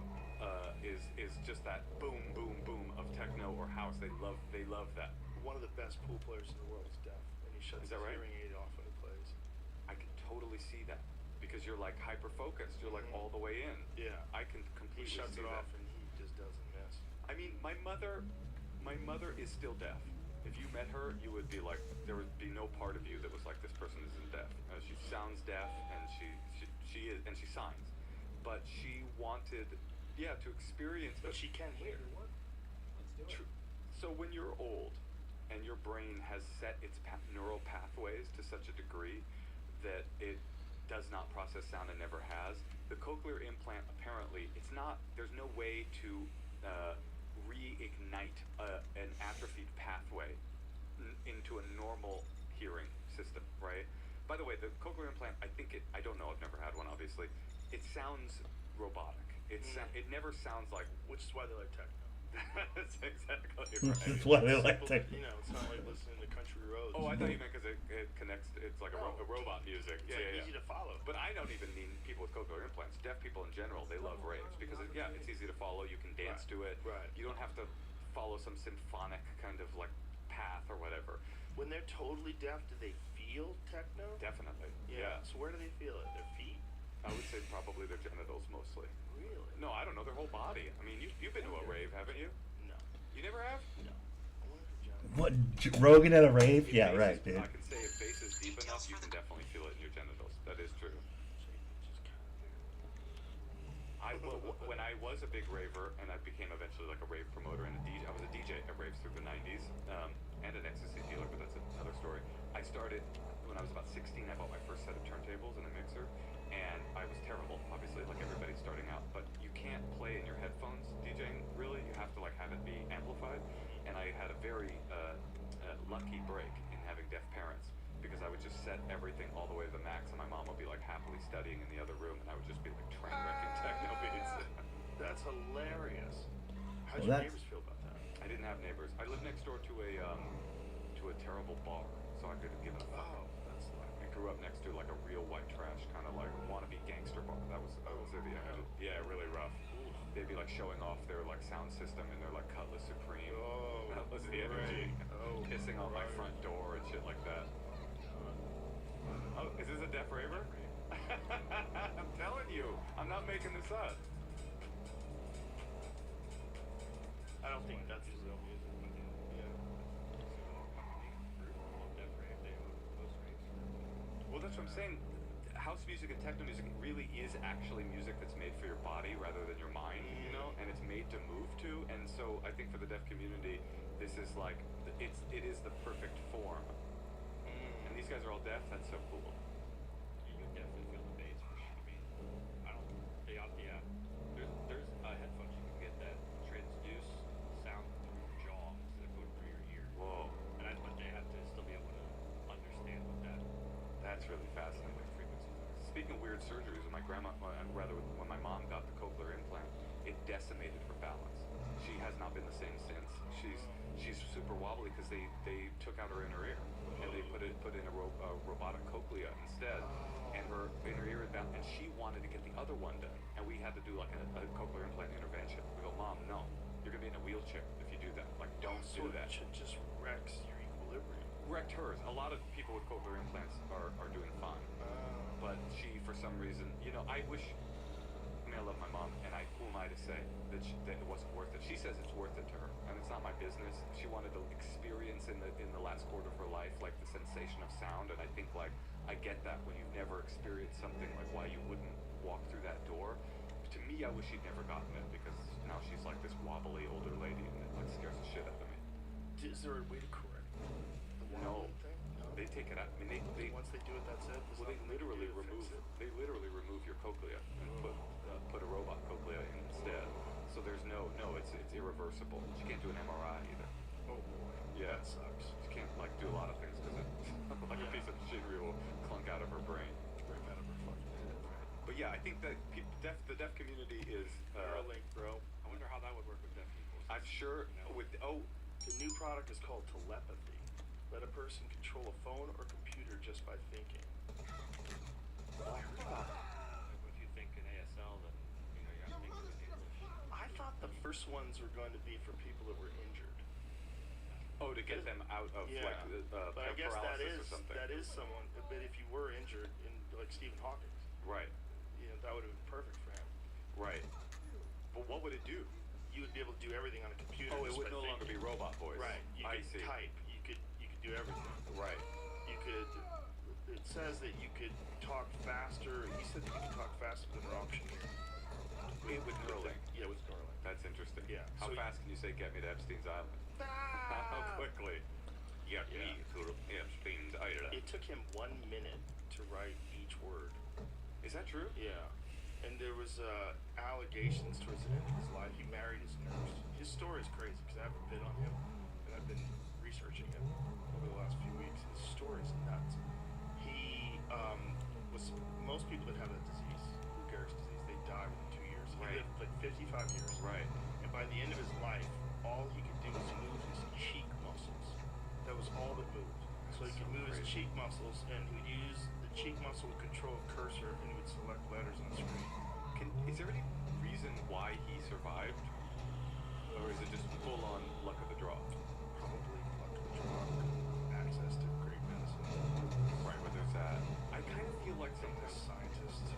there's some part of me that believes, like, until the Epstein story broke, that it was like a gift from the universe Well, or the thing about something. the Epstein Island thing is there were a lot of scientists that got lured onto that island. Uh-huh. And imagine if you're a scientist, let's say you're a physicist, and someone contacts you and says, Moshe, would you like to go meet this guy, and that guy Right, on a right, retreat? right. And you're like, oh, these guys are super legit. This must be legit. Right. You know, you're over there studying the cosmos. How much time are you Googling Jeffrey Epstein? That's why I always hate these And things. in the beginning, no one really had reason to believe that he was doing anything Right, wrong right, with all his right. fame until he got arrested. That's why I always hate these things where they go, you took a picture with so and so, therefore Right. you're. It's like, what does that have to? I don't. You Right. take a picture with 1,000 people a day. Like, what is? I have no. I'm not googling everybody I do a picture with. Right, especially if you just meet someone at a show or something like that. It's insane. But also, you know, with these people, these scientists, like, that's a really sneaky trick to get a bunch of prominent people together and then invite you to be with those prominent people. Right. Right. And it's a good intelligence operation move. I mean, if I was an intelligence operative, that's how I would compromise people. Oh, you think there's a party that thinks maybe they were there not just 100%. duplicitously, but in order to take them down. 100%. Not that's to take them interesting. down, to have their influence. I see. To triangulate them into Yes. you'll do what I want you to do, kind of a thing. Yes, yes. Right. You will support Israel no matter what. You will do this. You will do that. You will. You know, CIA will tell you to do something. You do it. You know, if you are a person that has an enormous amount of influence in a field of science, that's a very valuable person to have on your hand.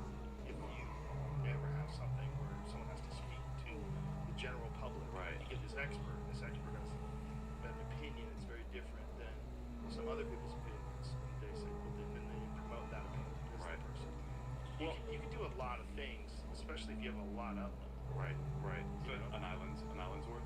Yeah, and then you also keep them from criticizing you. You keep them from talking about it.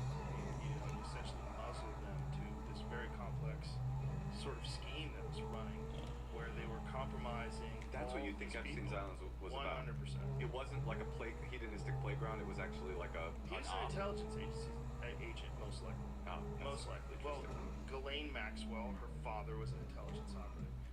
You know, and he was the one who apparently trained Epstein, supposedly. You know, the whole thing is very convoluted because it's very difficult. The story's filled with very wealthy, powerful people who have done a fantastic job of keeping themselves from getting arrested. It's pretty wild, like how this has been out in the open.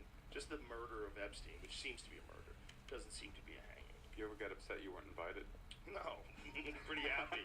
'Cause You might have I gone. would have gone if I didn't know. If you get an email, dude, we got an island. It's really fun. Especially pre-Google. Oh, yeah. Pre-Google, you're like, hey, do you want to go out hang out with Stephen Hawking's on an island? You're like, holy shit. But I did used to think, back to the Hawking thing, that, I don't know, like the universe gave him to us in this weird way.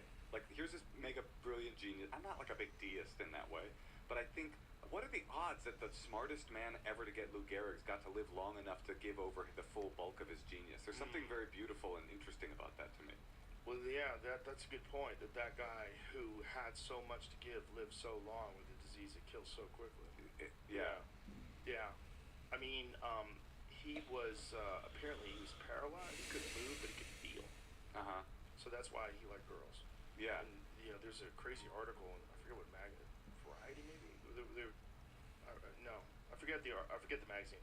But they were talking about he was like a frequent visitor to strip clubs. Right. He'd go to like swingers places. Imagine being the stripper Yeah. and Hawking comes in. You probably didn't know who he is. That's possibly not true. Fucked up old guy. If you're 22 years old and your stage name is Lexus, what are the odds that you know who Stephen Hawking is? I mean, he's pretty famous guy. Pretty famous for people that care about those things. Yeah, I think Lexus cared. Maybe. I think you're Perhaps. cut Lexus some slack. Maybe Lexus is just Lexus dancing is their a way deep through thinker. school. That's right. There's those. That's Yeah. real. I think the Hawkins thing is a strange story, but it's all, the whole island thing is a strange story. It's a strange story. It's a story that is one of those things where you're going like, this sounds like the plot of a movie. How Right. could this really be how they did it? Yeah. Yeah, that movie will come out. Who Oh, plays yeah. Epstein? That's a good question. I got to pick Alec Baldwin. Yeah, Baldwin would be good. Be A little good. too big. So it's a little stink on him right now. Well, there's a little stink on Epstein too. Yeah, but I mean, maybe too much for him to get the part. Sure. You'd want someone to. Who would do it? Oh, Bradley Cooper. He could do it. BC. He's a good guy at assuming. Yeah, new great. characters. Two great Jewish heroes. Yeah. It goes from Maestro to Epstein's Island. Well, he played. He's played a lot. What else would be good? Christian Bale. After that- He could do it. Christian Bale's the best of us. Have you seen Poor Things? Emma Stone is the best actor in the world. Really? I'm on record now. Wow. Poor Things was great. I loved it. Daniel Day-Lewis. Well, DDL is he is retired. Is he? He's still retired. I think so. I feel like he's about to come out. You think he's about to It's drop like a new Floyd mixtape? Maybe get back in there. Now that is a pay-per-view that I would pay for. Daniel Day-Lewis versus Floyd Mayweather. I bet if you gave Daniel Day-Lewis long enough, he was really good in a movie called The Boxer.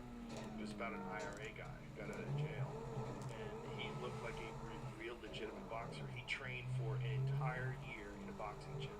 That's all he did before they filmed. So he went to a boxing gym and he essentially was there every day. You know, he had to be called Mr. President on set of Lincoln, Yeah. including to like the security guard. There was like some older security guard that like just had got hired that day. Yeah, he was all in. He was, but That's those it. kind of people are so insufferable, and then you look at their performance, you go, I don't know, I guess it's worth it. Like, I think it's got to be worth it. I would not want to be around him during the There Will Be Blood. no, definitely not. Fuck that. I just saw In the Name of the Father again. Have you seen that? It's one of his earlier movies. It's like an IRA story about.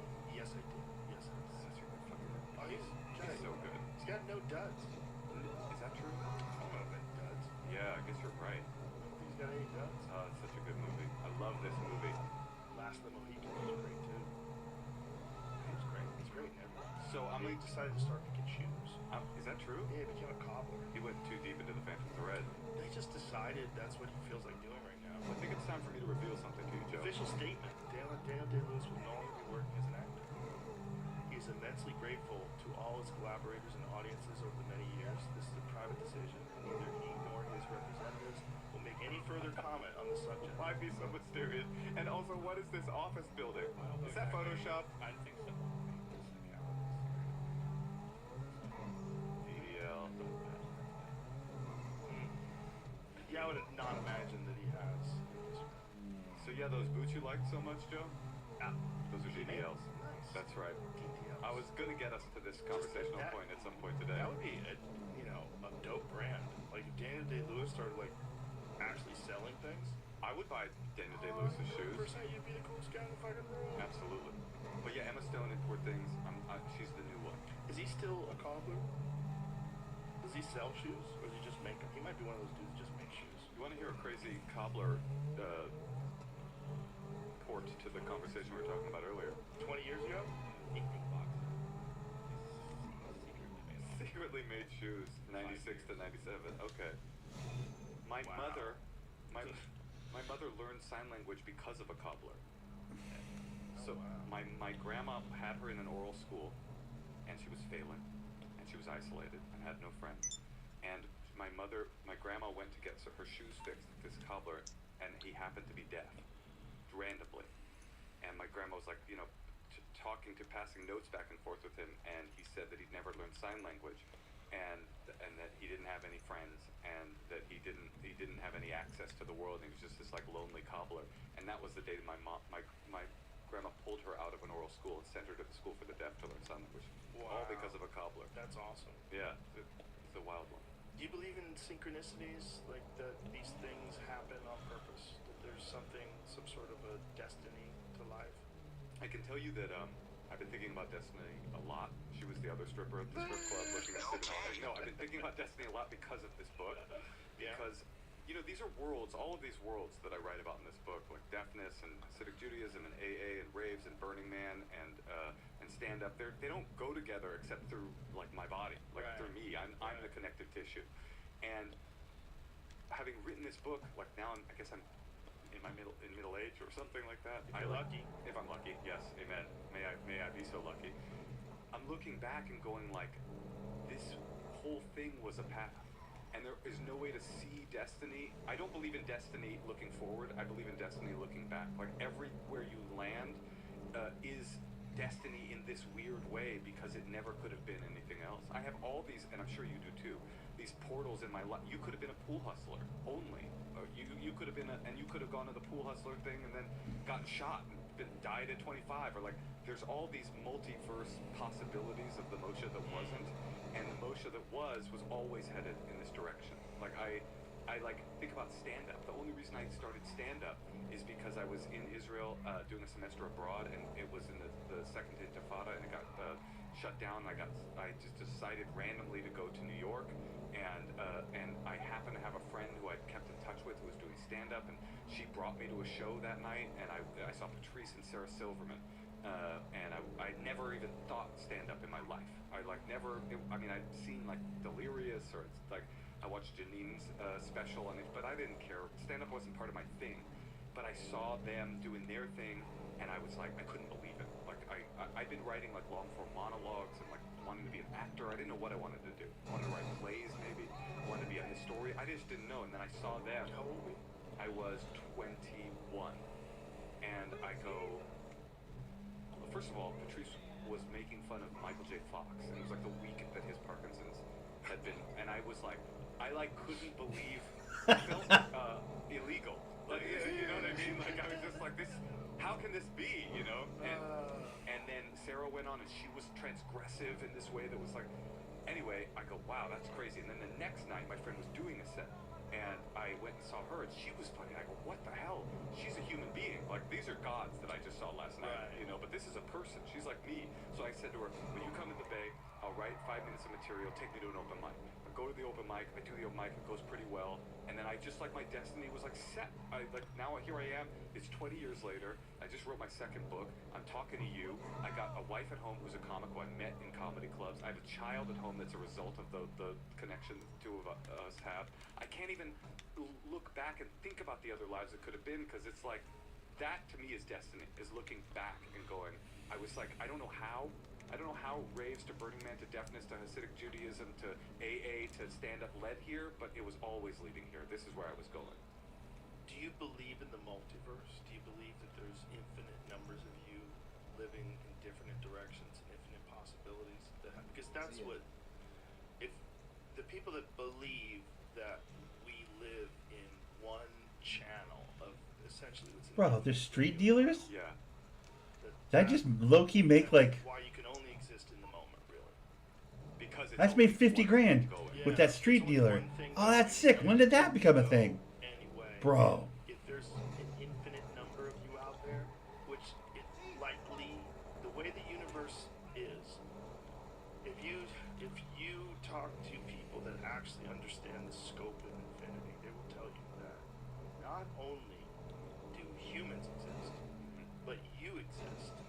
And not only do you exist, but you exist in a form where you have done everything that you have done on this earth. You, Moshe, the guy I'm talking to right now. There's an infinite number of you Doing the same that thing. have done that. Exactly. Every pause that you've made. And then there's an infinite number of ones who made different choices. And there's an infinite number of different choices that they have made at every single moment of every single step of their life. That's how big infinity is. What is the? I guess there is no purpose in that. It's like, it's I don't know. There still might be a purpose. right. There's definitely a purpose to the people that exist in the moment, that exist in this time that we're sharing. So if that is real and it is felt by all of us, life is amazing, and when it is, and it's terrible when it's not. You know, there's definitely there's a meaning to it. It's what does that do, and what are these moments, and what is the powerful emotion of love and the way people feel when they hear great music and all the good things that human beings are capable of and all the things that human beings do. What is that doing? Like it's expressing energy. It's expressing the universe in some weird way has taken this multi-celled being and allowed it to change the surface of the planet and experiment with video where it flies through space and hits another person's device on the other side of the planet instantaneously. What we've done is fucking bizarre, and I can't think that there's not a meaning to it, because there's a meaning to us while it's happening. Well, if you believe that story not that I'm saying that story was the most magical story, it's my magical story, and everybody has their own little version of magical story. If you're lucky, it's magical. Right, and that's not to discount people's tragedy that they go through too. And some of my path was paved with tragedy, and that's to me the history of the Jews is like this sort of triumphant story that's like pockmarked with insane tragedy all the time, and then you just keep going and keep surviving. Like, if you believe in destiny, like I was headed here because a force brought me here, that's magical. And if you believe in randomness, like there was no meaning, there was no this was truly a pinball ping from wall to wall, that's just as magical to me. That's just as mind blowing. Magical. Existence is magical. I've always said that if life itself, as you live it right now, was a psychedelic drug, you would take it and be like, what? Well, even to exist at all, scientifically, is so infinitesimally like unlikely. We're the perfect amount of distance from the sun to have an ozone layer and an atmosphere, and then you're a human that you got to incarnate in the human version, where you're not just like a sustenance, like the pig that you shot. You could have been the pig that you shot, the funky pig. Like that is such a rare. It feels so common if you don't pay attention to the beauty in your life. It can feel so common and banal, and life is boring and meaningless. And if you turn around, if I turn around and like look at the kind of magic of this existence and this incarnation, like and that's why I love life so much. Like that's to me like the book is about my desire to like, I want, when I die, I want to squeeze the last drop of the towel that was life. I want the last little drip of water that was in there. I want to drink it all. I want to live, like my religion is fun. It's not Judaism, it's fun. It's experiences, it's like love and the connection, talking to you, going on stage, writing a book, having a family. Like, I feel super overpaid and lucky. And because a lot of my friends that I grew up with are dead. And like, could have been me too. Sure. Could have been all of us. There's a lot of decisions you could have made that have not gotten you to this point right now. Yeah, me and Pete Holmes we were talking about it, he was calling it spiritual plinko. Like, it just could have plinked in a different direction, and you'd be a different guy. You go on a car ride one day, you're in an accident. You go on a car ride the other day, you win the Nobel Prize. Yeah, like, you tie your shoes before you leave the house and you avoid an accident. or you tie your shoes and you get into an accident. Yeah. So I think, that is what you're talking about, living in the moment, because there's so many possibilities that, if you believe it, one way are happening or could happen to you. Then fear is. I mean, I live in fear sometimes, and it's like this is so pointless because it's the thing with my daughter, the thing you're protecting her against. You're not protecting her against the actual thing that will harm her, and vice versa. Well, that's the thing about anxiety, right? It's preparing for something that hasn't happened. Right. That's what freaks people out. I think a lot of time it affects very smart people too, because they take into account all the possible scenarios that can take place, Right. all the variables. I always would tell people when I was teaching martial arts, when I'd have people compete and I'd take them to tournaments, I'd be like, the reason why you're so nervous is because you're smart. The last thing you want to be is not nervous right now, because nerves are going to save you. It's a terrible feeling, but you're going to get over it. But those nerves exist because you're aware of the variables. You're aware of the possibilities. You're aware of the danger of it all. A delusional, stupid person who's just confident, they can win. Right. It's possible. They can still win. And they can have no nerves at all. They can go in there and they can kick everybody's ass. But you're better off being aware of what this is. You're better. Your senses will be heightened. As long as you're not overwhelmed by fear. You're saying fear is beneficial in that way. 100%.